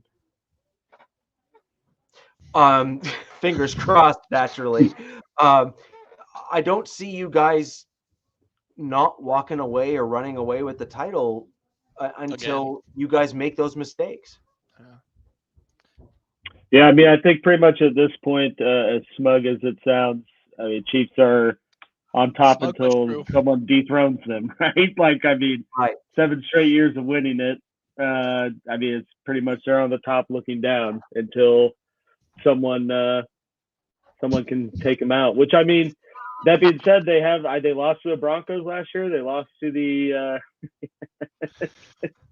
You're coming out with bangers today, GA, man. Damn. He's on one. Seriously though, yeah, it's been a pretty fun time to be a Chiefs fan, but it wasn't always like this. But yeah, I mean, I think every team draft-wise, as I was kind of saying earlier, made the moves and steps in the right direction. I think that, I remember when I first got on the show is when Chiefs just traded Tyreek, Broncos just traded for Russ, Devontae just went to Vegas, and Mac just went to LA, and we're thought that the AFC West is going to be, this just gauntlet of a division, and going to be, we might have 3 teams in the playoffs. And honestly, I think, with these drafts and seeing the 3 other teams, making the picks and moves with a clear vision in mind to have sustained success, I think we're getting pretty close to that level of this, being ultra competitive, and nothing is going to be an easy game in the AFC West. Not that it already is, but it's only going to get harder. And I think that's exciting just as a football fan. As a Chiefs fan, me is like, damn, like it'd be cool if we could go on this sweet 20-year Patriots run, which they're certainly getting to. No. Certainly get to that level of how other people view them. But I mean, yeah, just an exciting time as a football fan, AFC West fan, and I mean, as a Chiefs fan, just with how much more competitive and to the wire these AFC West games are going to get, just with all the different weapons and tools all your guys' teams brought in. And honestly, I like the Bo Nix one. I get the hesitancy with it, but I see a lot of Drew Brees and Bo Nix, and I think he's kind of the perfect mold for what Sean Payton wants. So I think that's pretty exciting as a Broncos fan, and again as a football fan, just to watch that.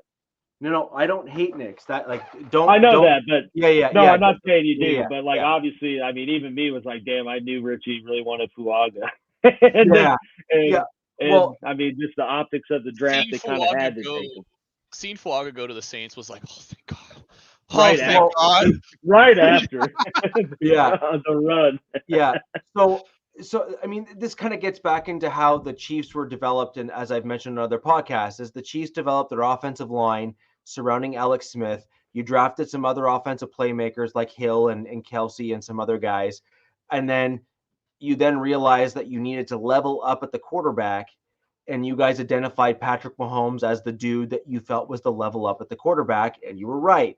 And so, but so many people miss the first part is my point. Like they ignored what you did before and said, well, all you got to do is go get the quarterback. And my whole point of what I keep on harping on is no, and no. Like the answer is they were a playoff team that was a quarterback away from going further. Correct. That's exactly it. Right. You were a playoff caliber team that kind of could never make it past that first round because your quarterback was holding you back a little bit because he didn't have bad luck. He didn't have the it factor, right? He didn't have that secret sauce that could elevate your team.